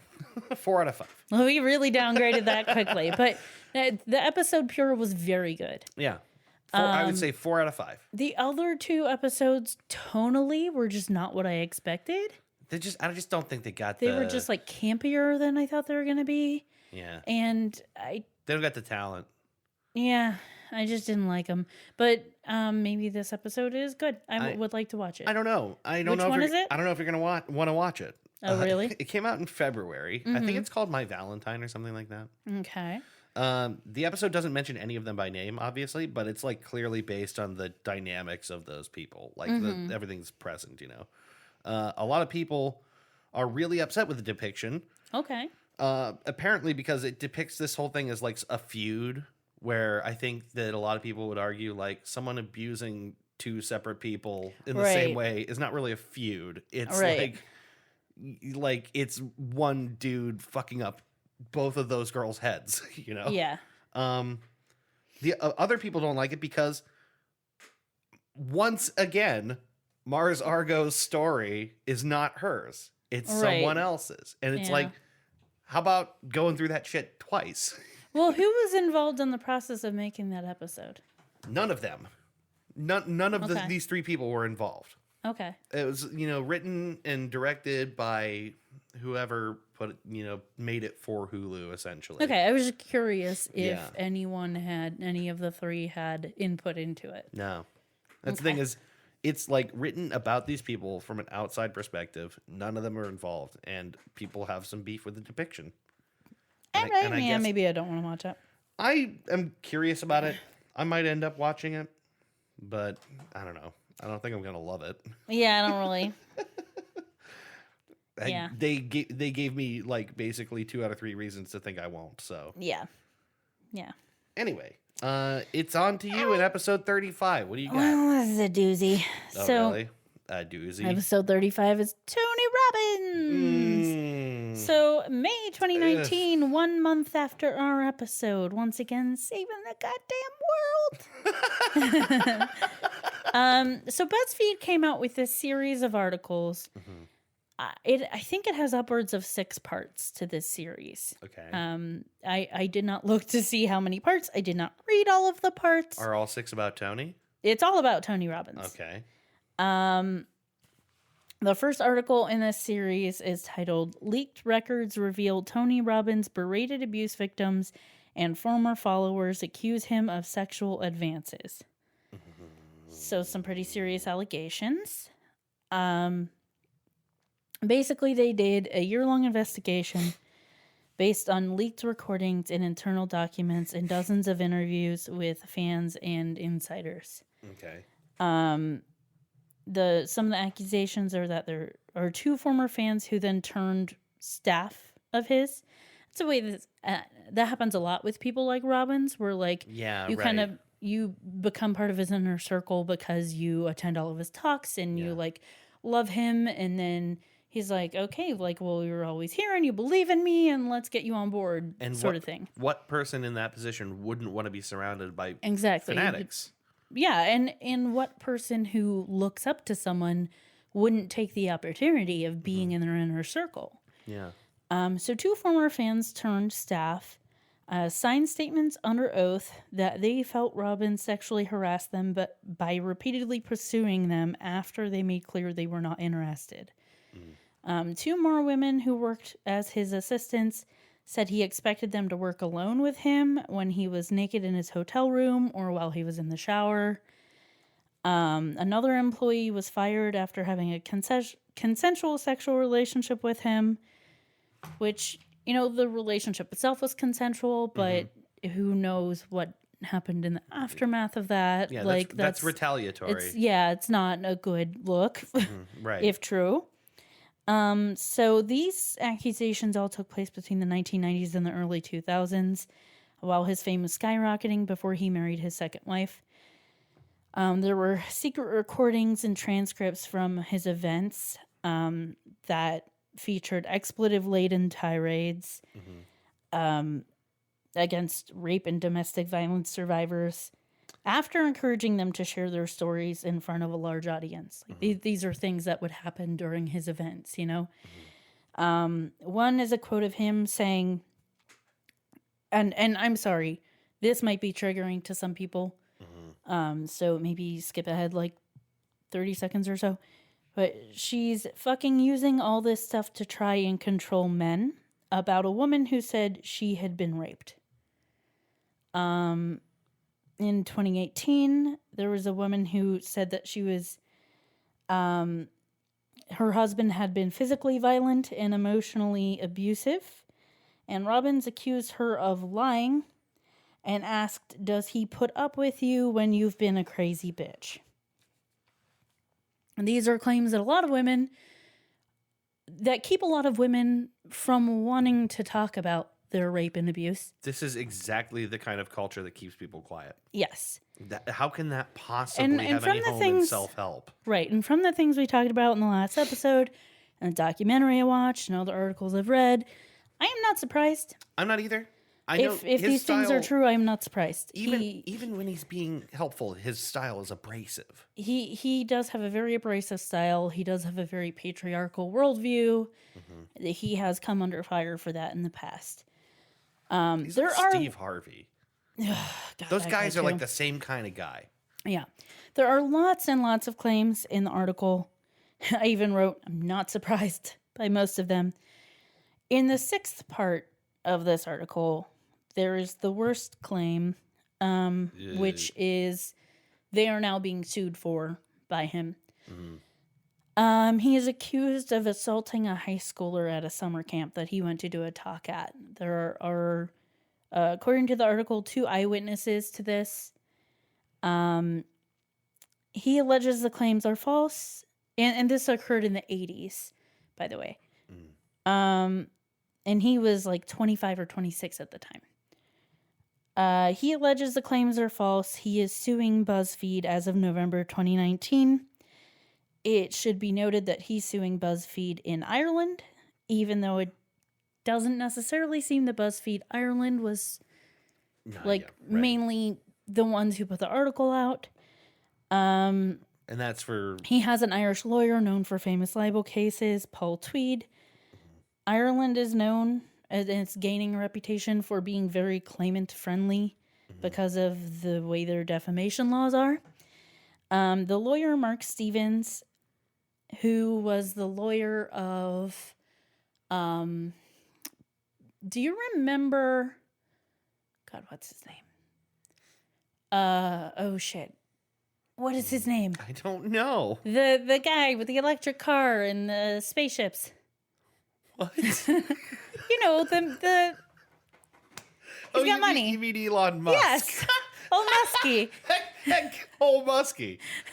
Oh my God, best Onion headline. No one calls me that or has ever called me that. Our interview with old Muskie.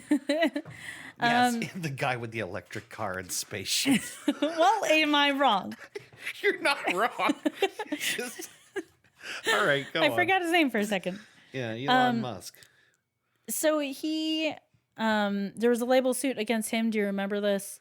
Yeah, oh yeah, For because calling someone pedo guy. yeah, he kept calling one of those guys that was like helping, like cave diver that was rescuing those kids from a cave, and he kept calling him some pedo guy on Twitter. Yeah, And the he guy- rescued. There were boys trapped in a cave, and he was one of the rescuers. Yeah, and it was like shots. He fired shots at Elon Musk on Twitter, and so was his 'cause- response was calling him pedo guy. Elon had made some sort of submersible thing to help get the kids out, but it didn't work. And the dude pointed out that it didn't work and was like out of spec, like it was not appropriate to do this work. And of course, naturally, pick a Twitter fight with the guy trying to save children. Right.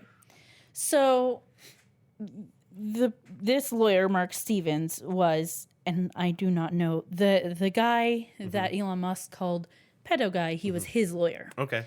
So Mark Stevens says, if you have a libel case, you don't think you'll win in the U.S. or your home jurisdiction, Ireland is where you'd go. Right. So this is a lawyer known for like defending libel cases. But it only Or not defending, but, yeah, like whatever. not the prosecution, but because it's not that kind of case. But yes.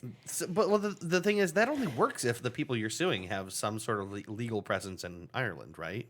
Which BuzzFeed does. Right. But like, still, if you wanted to sue someone who didn't, you couldn't do that. Right. There has to be a reason you would sue them in Ireland. But yeah, so we'll see more about that in the future, what happens with the case or anything. Yeah. It is important to note that BuzzFeed does seem to be the main organization making these big claims.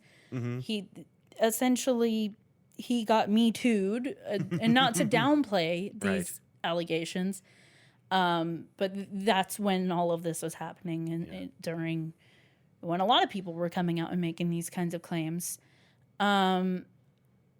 Other news affiliates have written articles about what's happening and commented on it, but it seems like BuzzFeed are the ones who are making the big claims. Yeah. Interesting to note that he's not suing them over the other claims. This is the main one he's suing them over.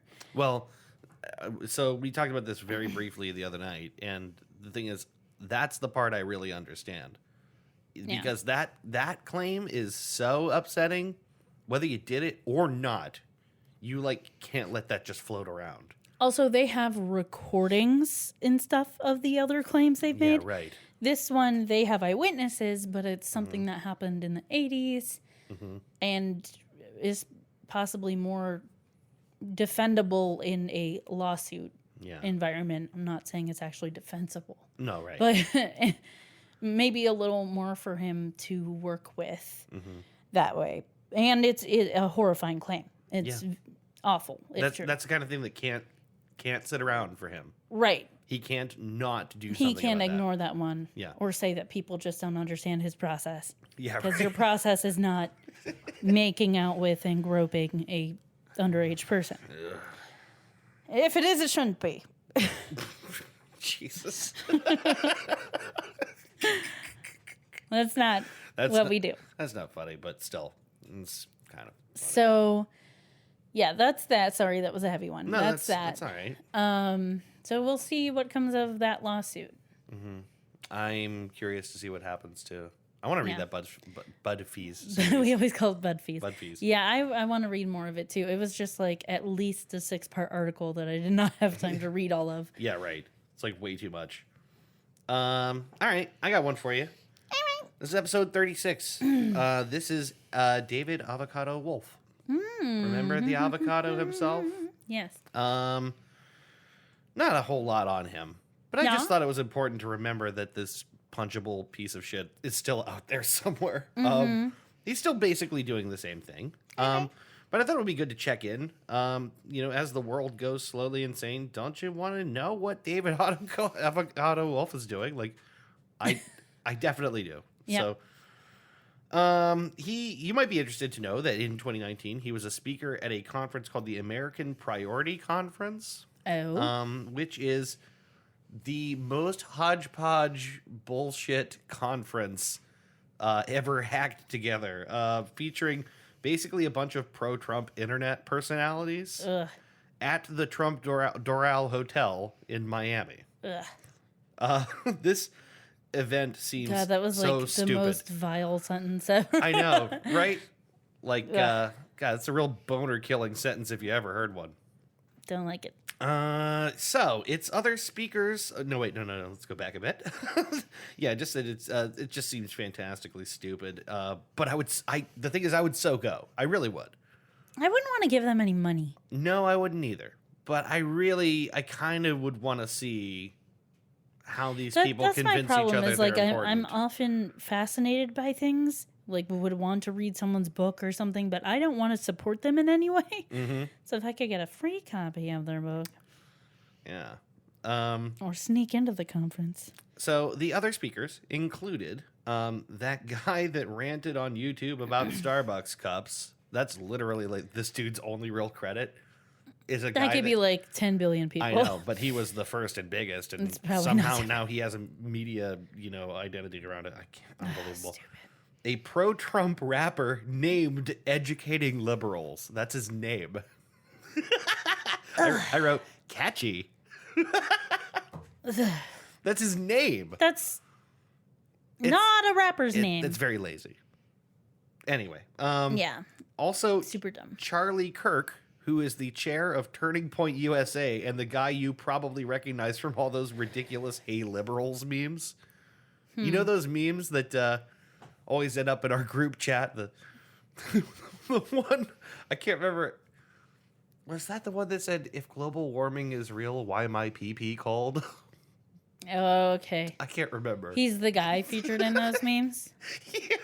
Okay. It's really funny. This guy, there's just a ton of memes of him. Chris sent Yeah. us one of him where his arms, legs, and feet and hands were all like his akimbo. face. Oh, okay. And he was just this jiggling mass of his own faces. Ugh. Don't like that. It's really funny. Anyway, enough about Charlie Kirk. I forgot that David Avocado Wolf was a flat earther. I don't remember that either. I'm not surprised by that, but I didn't remember that. I guess that I remember that he's a proponent of a lot of dumb things, but flat Earth is just so special It and might have been stupid. something he just jumped on board with fairly recently. I don't know. I think that there was, because the thing is, I think when I look back at the episode description, I think there was a mention of that. Oh, okay. Like, You know what? He was into so many things, including drinking his own urine, that you just forget some of the details. being into drinking one's own urine just sounds different than being like an advocate for urine drinking. I'm just really into drinking my own pee these days. No, I think it's accurate. Anyway, yes. He also believes that mushrooms arrived on Earth via the cosmic wind, which is something I found. Which is a meaningless sentence. I guess just mushrooms from space. Mushrooms from space. Fungi.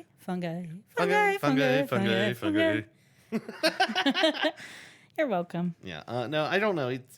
There doesn't seem to be any reason to think that, but if you're the avocado man, you just kind of say stuff, I guess. Yeah, he does strike me as one of these people who just says so many things. And just Anything says can a be lot true. of things. Since I'm not on Facebook anymore, I miss basically, I can't research a lot of his stuff. So instead I went to Twitter, where he, I can still access his feed, without being a friend or a follower or whatever, just to see what he's up to right now. And the thing I found, a couple of big things he's pushing right now is a product of his called Super Mushroom Protein.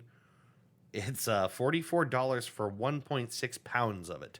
Okay. Kind of expensive for mushroom protein. It's just a mix of 4 mushrooms plus pea protein, goji berry protein, and hemp. Okay. It tastes like vanilla. I doubt it. I guess you would put it in a shake. Yeah, it's like something you would use as a protein powder instead of like, Yeah. wheat-based. It can't be good. No. I mean, think about 4 different mushrooms, including like some of the real earthy ones like shiitake mushrooms and stuff, plus pea protein, goji berry protein, and hemp. I don't believe it tastes like vanilla. It's supposed to. I think it mostly tastes like dirt and fungus. Yeah, probably. And it's $44 for like 1.5 pounds. I can't even so imagine expensive. how much that would be. It's a powder. Well, it's like, That's pretty dense. yeah, but like, that's like a bag of flour, right? Yeah. Less. Don't you normally get like a It's like 2 pounds or whatever in a 2-pound bag. bag of flour? Yeah. Like I'm thinking like a small bag of sugar. Yeah, right. It's a pound. So $44. $44. Yeah. Not No. worth it. No, I don't like it. I'll keep my sugar. The other thing is he's pushing a bunch of, as everyone is, coronavirus shit. He's telling people that zinc is a cure, which even though it's been recommended as a treatment to keep it from intensifying, it's certainly not a cure. A possible preventative. Yeah. Or you could take coated silver mineral antibiotic, whatever this is. Silver is a thing that is often used as a cure-all. This stuff, though, it's not exactly. Apparently, this stuff is 83 times more concentrated than colloidal silver. Okay. Yeah, right. Immediately, like nothing that he says can go unverified. Like I would not believe any of these things. Yeah. Even if they were true, I would have to research them. He also retweets stuff that other people share with, headlines like CDC admits no studies show vaccines do not cause autism, which I was like, no, nothing proves something doesn't happen. Right. That's not how science we works. don't prove negatives. That's not possible. God, it's such a bullshit. Like, so of course the CDC would have to say that. Like, yes, Right. there is no study That proves it doesn't happen they because that don't. is not possible. No, instead you would have to demonstrate that it caused it once. You would have to demonstrate that happened even once, Yeah. which has not happened. Yeah. Anyway, he hasn't changed. The avocado man has just It just keeps on avocadoing. he's wrapped himself around the times. He's, The thing I really dislike about him and people like him, and there's so many of them, is that they really prey upon people in a panic, and people worried about their health, and people who have health problems, and people who do not have the best ability to investigate whether or not a claim is true or false, and people who already maybe believe in dubious things, like and for maybe for good reasons, maybe because they want to have better health or whatever. Like, he takes advantage of people. Yeah. And it's not helping people. It's predatory. I think it's especially bad in times like these when there's even more people that are worried and looking for answers. And he is prolific on Facebook and on Twitter and on other social medias. Like, he posts a lot. And he does that thing, we talked about it in the original episode that Jen and Mel did for us, which is that he talks... He puts out a lot of things, a lot of posts. It's just like a picture with a generic quote. And a lot of them are things that you can kind of get on board with. It's like, okay, yeah, like that. Yeah. It sounds good, but does it even mean anything? Vaguely positive bullshit. Yeah. But his name is on the bottom. So it's name recognition. So people go, oh, yeah, I've seen his stuff. He says cool things. Oh, yeah. I know that guy. He worms his way in. And then he tells you, like, you should drink your pee to be healthy and buy $44 worth of mushroom powder and do different things to cure your COVID-19. And it's, like, it's harmful. It's super important that people get truthful information right now about things that actually work. Yes. It's already infuriating when people like this capitalize on bullshit, but it's especially upsetting right now. Yeah. Drinking your own pee isn't going to cure COVID. Just saying. Anyway, that's David Avocado Wolf. I also have the next one, which is episode 44. All right. And that is Gwyneth Paltrow and Goop. So the episode we did about her was basically just, everything surrounding the sort of the information that Goop puts out into the world. Yeah. Specifically several vaginal treatments that she endorsed. Yeah. Popping jade eggs up in there and stuff. Yeah. There are a lot of things about the vagina. And it makes me think she really doesn't like her vagina. So I'll get to this later, but interesting. Until very recently, Gwyneth Paltrow didn't know what the vagina was. What? Yeah, like someone had to explain to her that the vulva and the vagina are not the same thing. Yeah, that's a thing that's conflated a lot. But you know it at least. Right. Yeah. Most people know it and just choose to call their vulva the vagina because it's funnier and easier. Yeah. Anyway, we did an episode all about all kinds of the bullshit that they push and the really kind of like empty, pseudo-spiritual, everything is magical kind of like universe that is Goop, and the way that it is specifically monetized and marketed to rich white ladies who are bored. I think that's a good description. Is that a good description? Yeah. Since we last talked about her, they managed to score a series with Netflix, which we have not talked about or watched. Great. So glad. Netflix, stop it. I know. Why? I don't. The thing is, that's all to her credit. Yeah. Like, good on you, because that's a big audience, and people did watch it, and I'm not going to. What is the basis of this? It's a 5 or 6 episode series just on select topics that they chose things like an episode about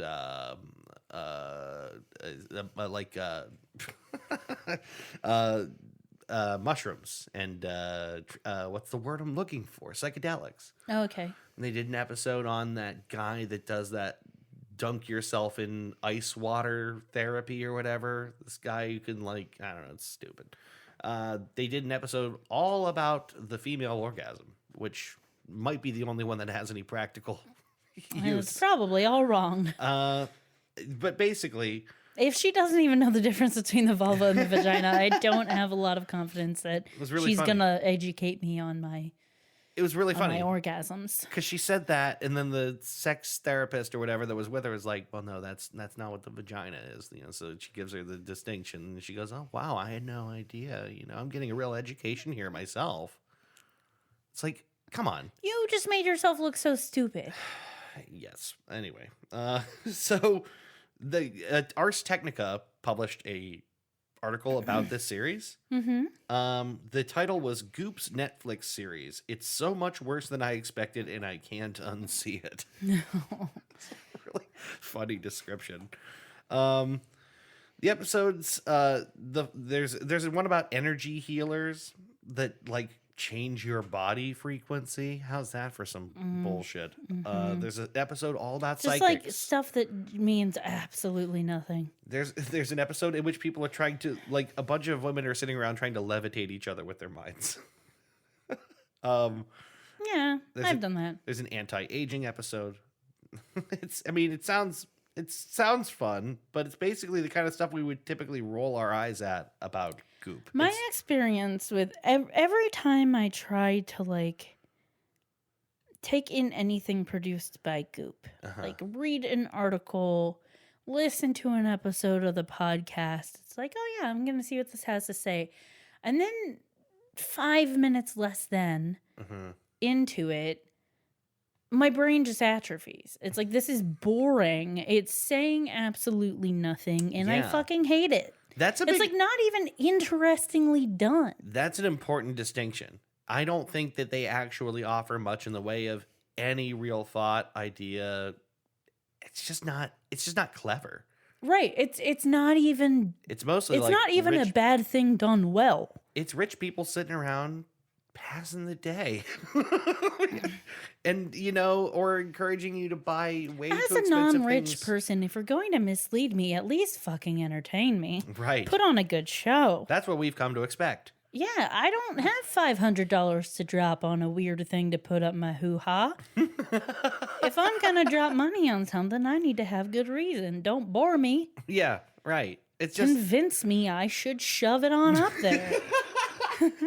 we're used to being misled but entertained, and we like it. Yeah. You got to do both. Yeah, I don't want to just be entertained. I also want to be misled.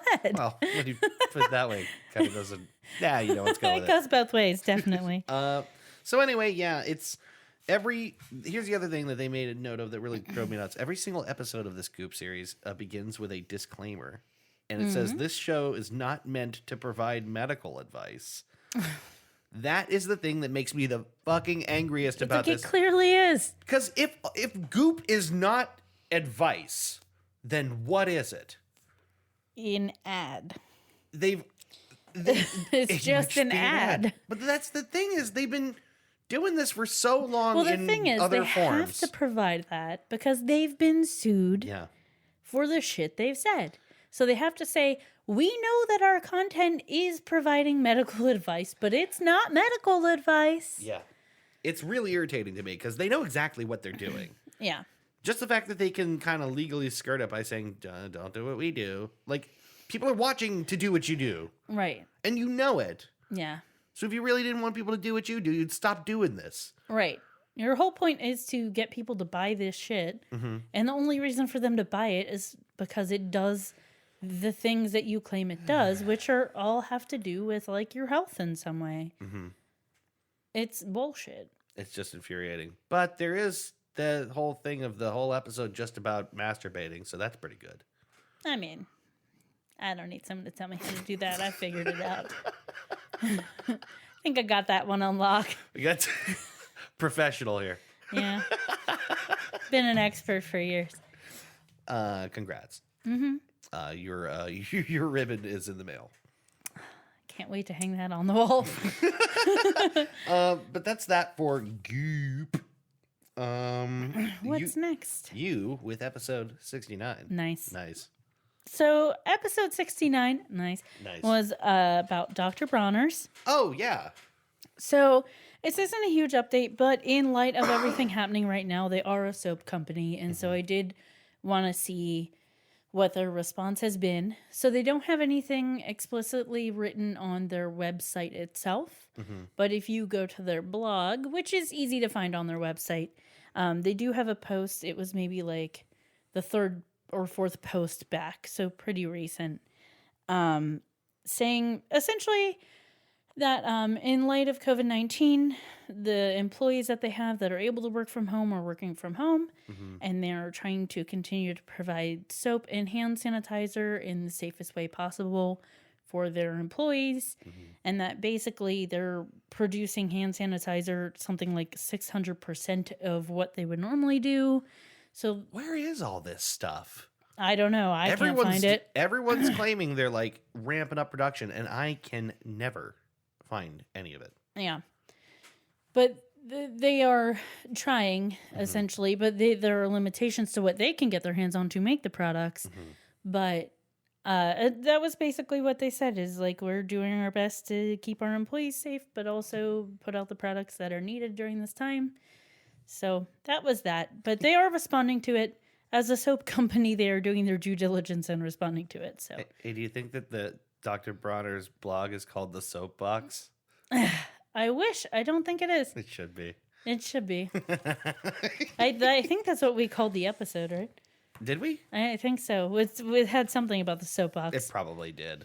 Yeah. Yeah, that sounds like because I have one joke for everything. Okay. Well, then let me do episode 74 here. That was the incels episode. Not a huge update here, and I feel like I've said that too many times for our 100th episode. It's okay. I did too. My last one is one sentence. Really? Yeah. This one is mostly, so we did an episode all about the incel subculture, which if you didn't listen to it or don't know what it is, that's the community of people online who refer to themselves as involuntarily celibate. It's generally men. Usually, and the women that identify this way are known as femcels, by the way. But there's it's mostly a male group who believe that the world owes them a girlfriend, I believe would be one way to put it. Now, I have a certain amount of empathy for these dudes, and I don't want to sound dismissive, because there are a lot of really lonely people in the world. Yeah. It's understandable to be frustrated, and it's understandable to not understand why you're in the situation you're in. But the thing is, not being able to, be with someone isn't it's not the world hasn't done something to you, Right. And that's, I think, the real danger of this stuff is when you get enough people together with the same grievances as a community that amplifies those grievances, just sort of screaming into the void. It's like the way a tornado builds. Well, it's groupthink. Yeah. When you get a group of people that have the same idea, it amplifies and exaggerates, and then that exaggerated idea gets exaggerated, and it can go out of control very easily. And as we noted, that a large number of these sort of, when you have a mass shooting event or whatever, a lot of these things, not all of them obviously, but a statistically significant number of them are perpetrated by dudes who belong to groups like this online, who are,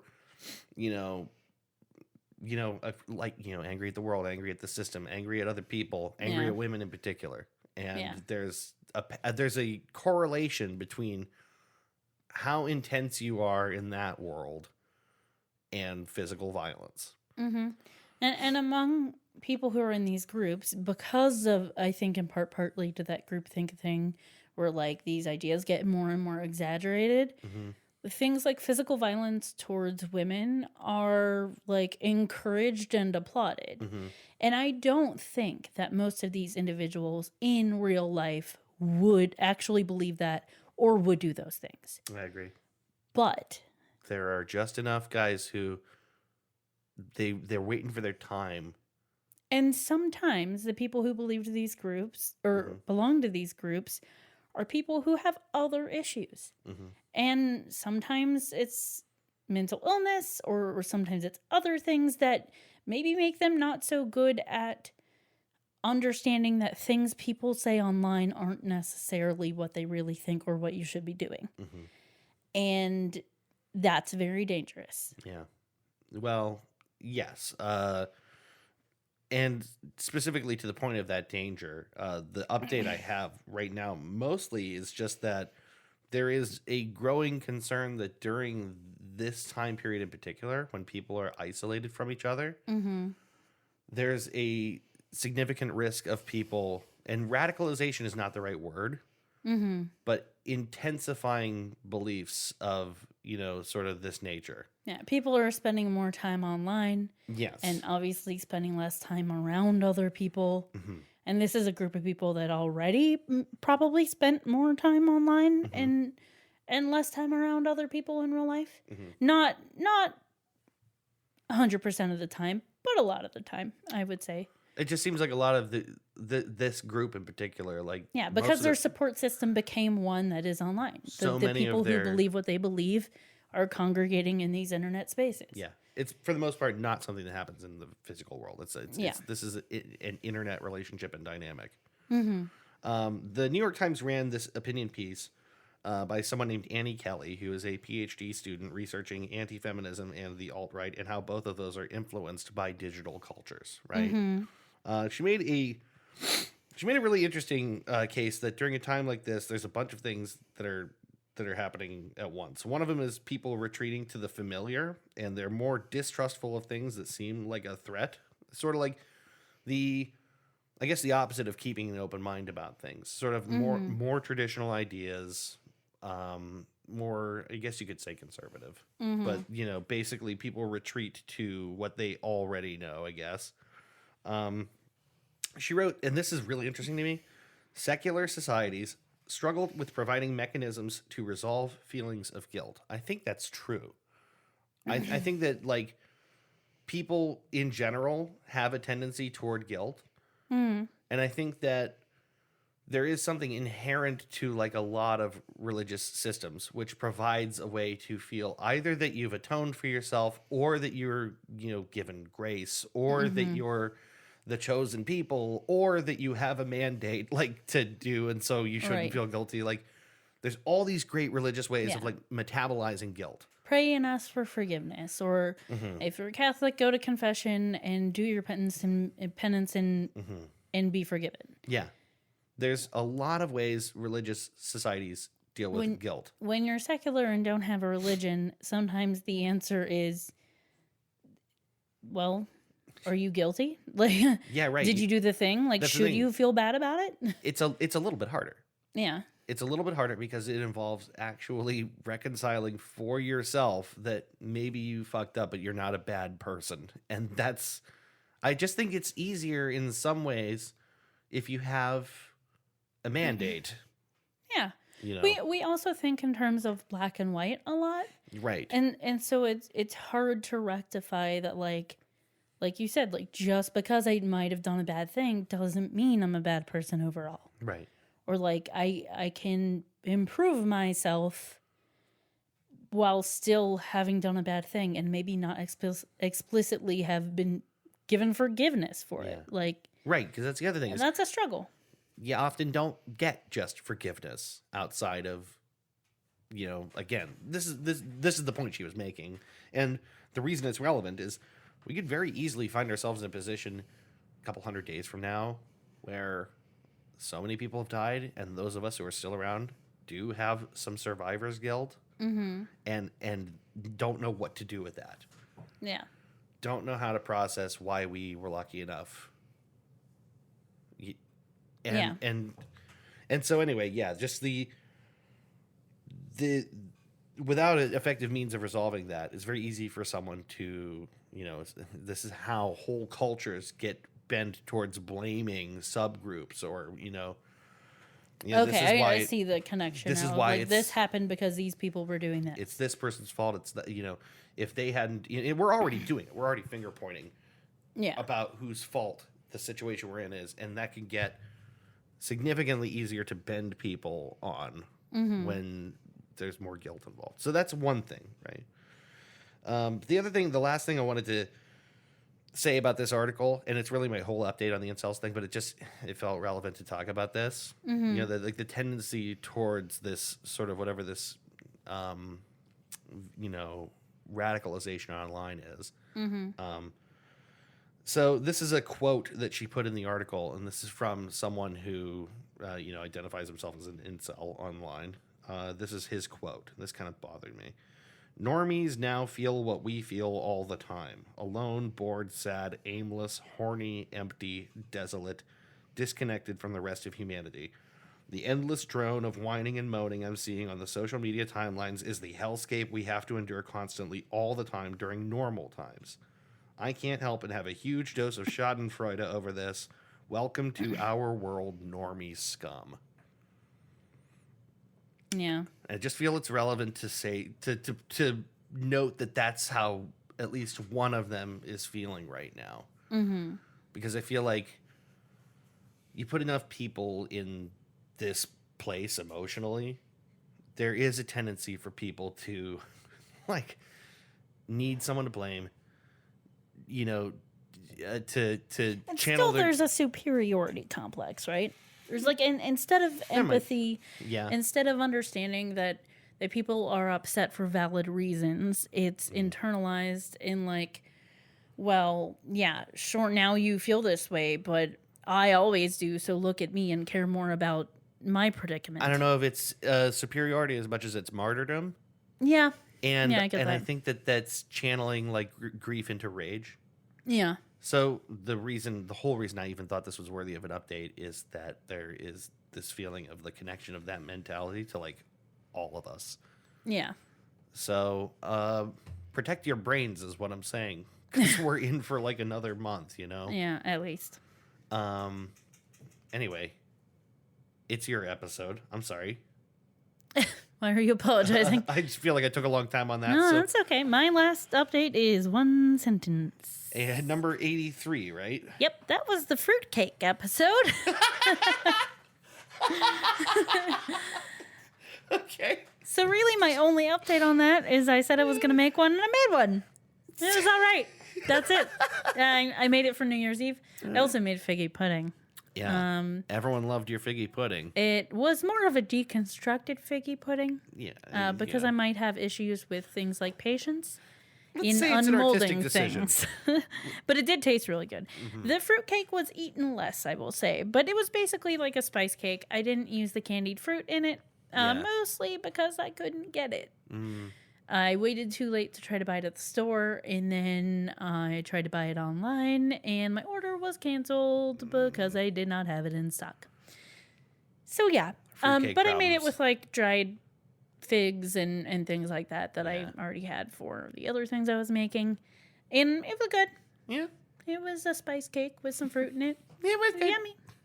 Yeah, I thought it was okay. There's so much damn food as always at New Year's. It sort of too many options. It's hard for anything to. We're not doing that next year. We're gonna simplify this. We're going to simplify. Yeah. I don't want to have to clean. We're doing the whole house appetizers. again. We're doing appetizers in like a dessert. Yeah. And that's and a ham. Because people always bring stuff. No. And a turkey. Stop it. We need both. No. Okay. I just yelled into the mic. I'm sorry. It's okay. I'm very passionate about this and fruitcake. I have one more, and my phone is dying. Do it fast.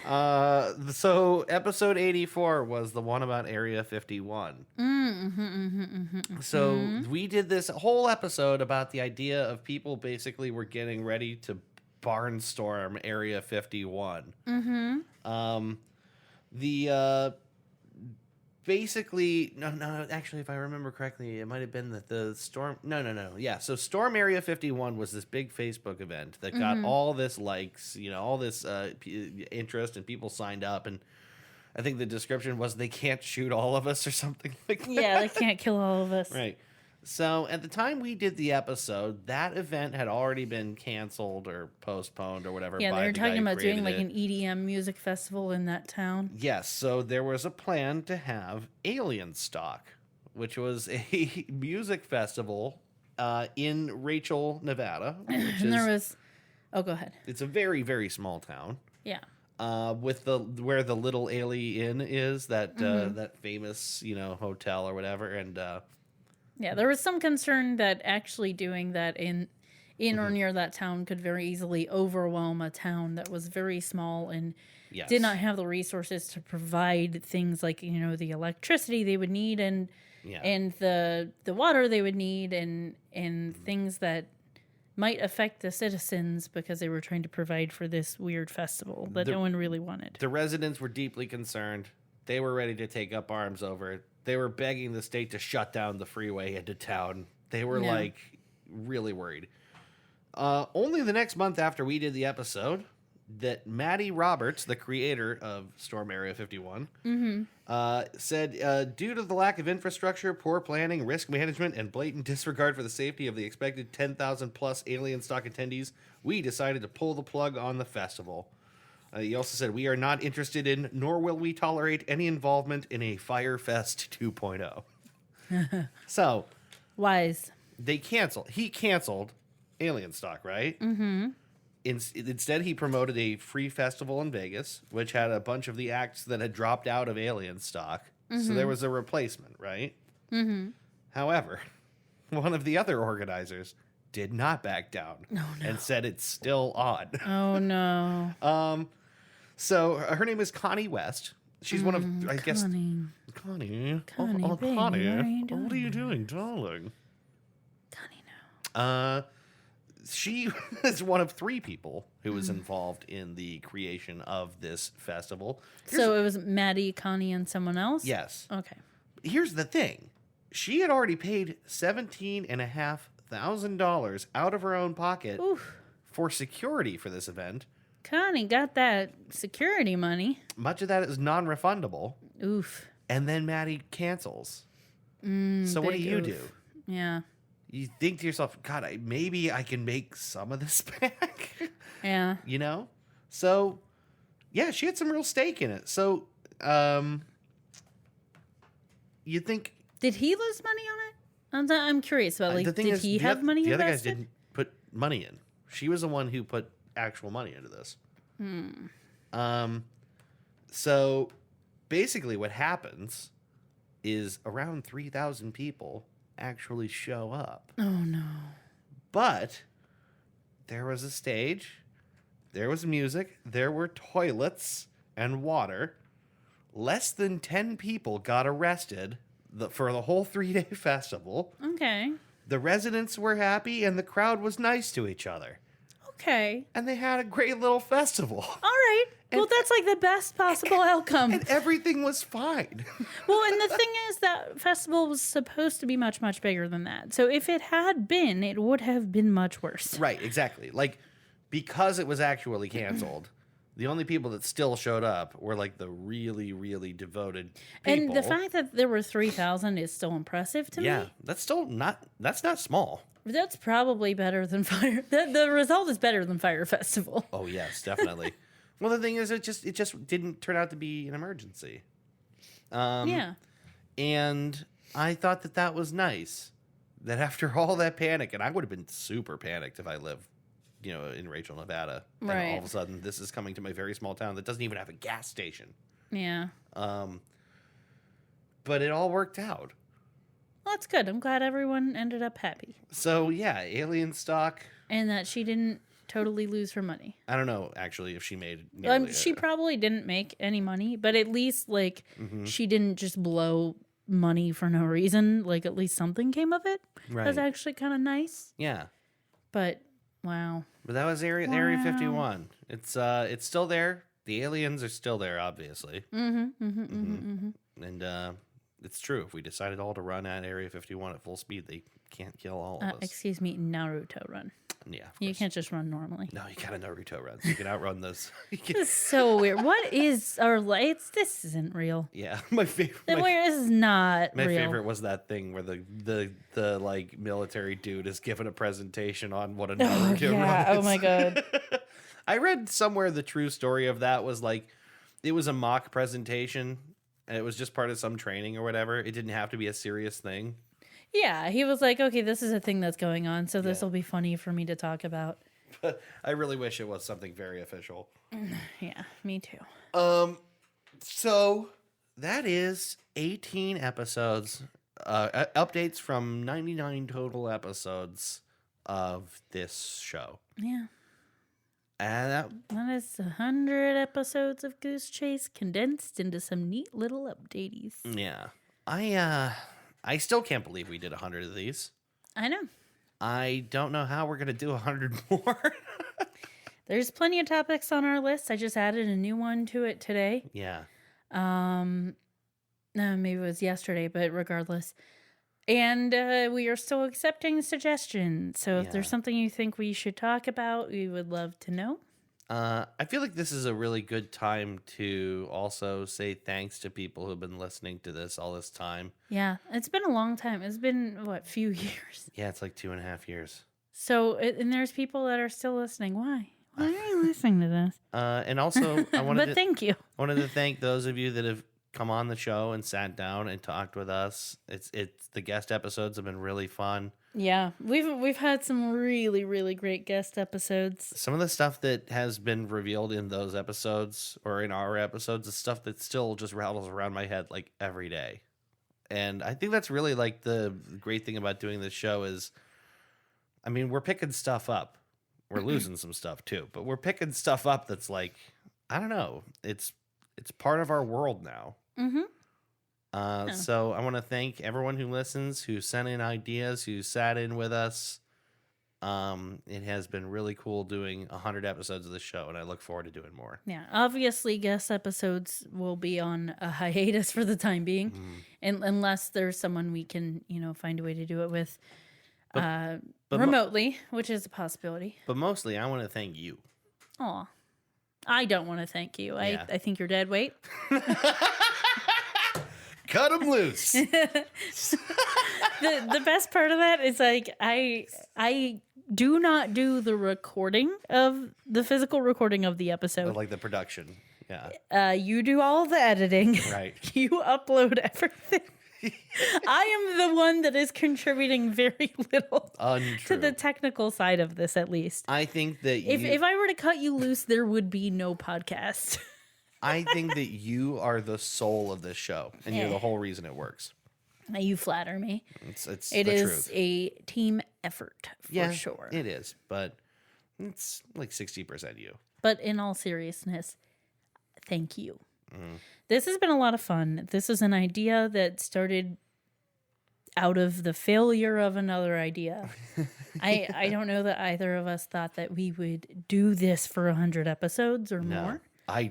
If you'd asked me, I don't know that I really thought about the future of it. I wanted to do a podcast for a long time. yeah, I don't know that I really thought about what it will look like at 100 episodes. yeah, But it is, it has grown. Like it has changed.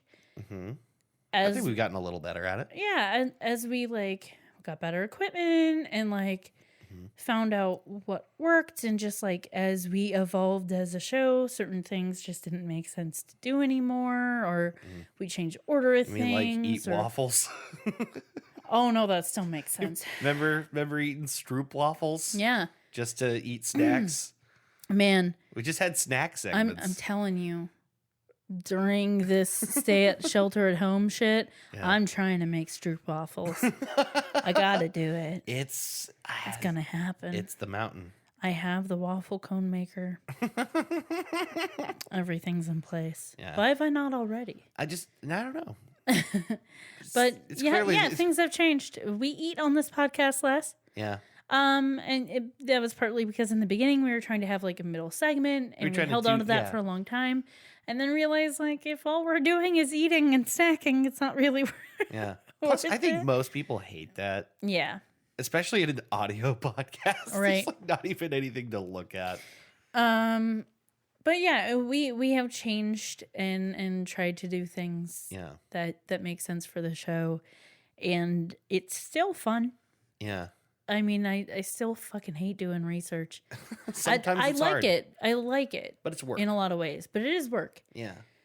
But Doing the do show still makes it enjoy worth it. Yeah, the show part of it is really fun, and telling you about things you don't know and seeing your reactions and your comments is really fun. Every time we have a guest is really fun, and this thing kind of organically happened with our guests that I didn't intend to happen. What's that? When we first started having guests, it was yeah, come on the show. We can still do the research, because I don't expect anyone to do the research. We can still do it, and maybe you can do the truth and news if you want to, but just come on and talk to us. And the more guests we had, the more it shifted to like, oh no, I want to do a topic. Like Yeah. I have something to contribute to your show. Yeah. And sometimes like last time Drew came on, she did the topic and she did the trues and fnews. Like Yeah. it's become She did the whole episode. Right. We didn't have to do anything. It was fantastic.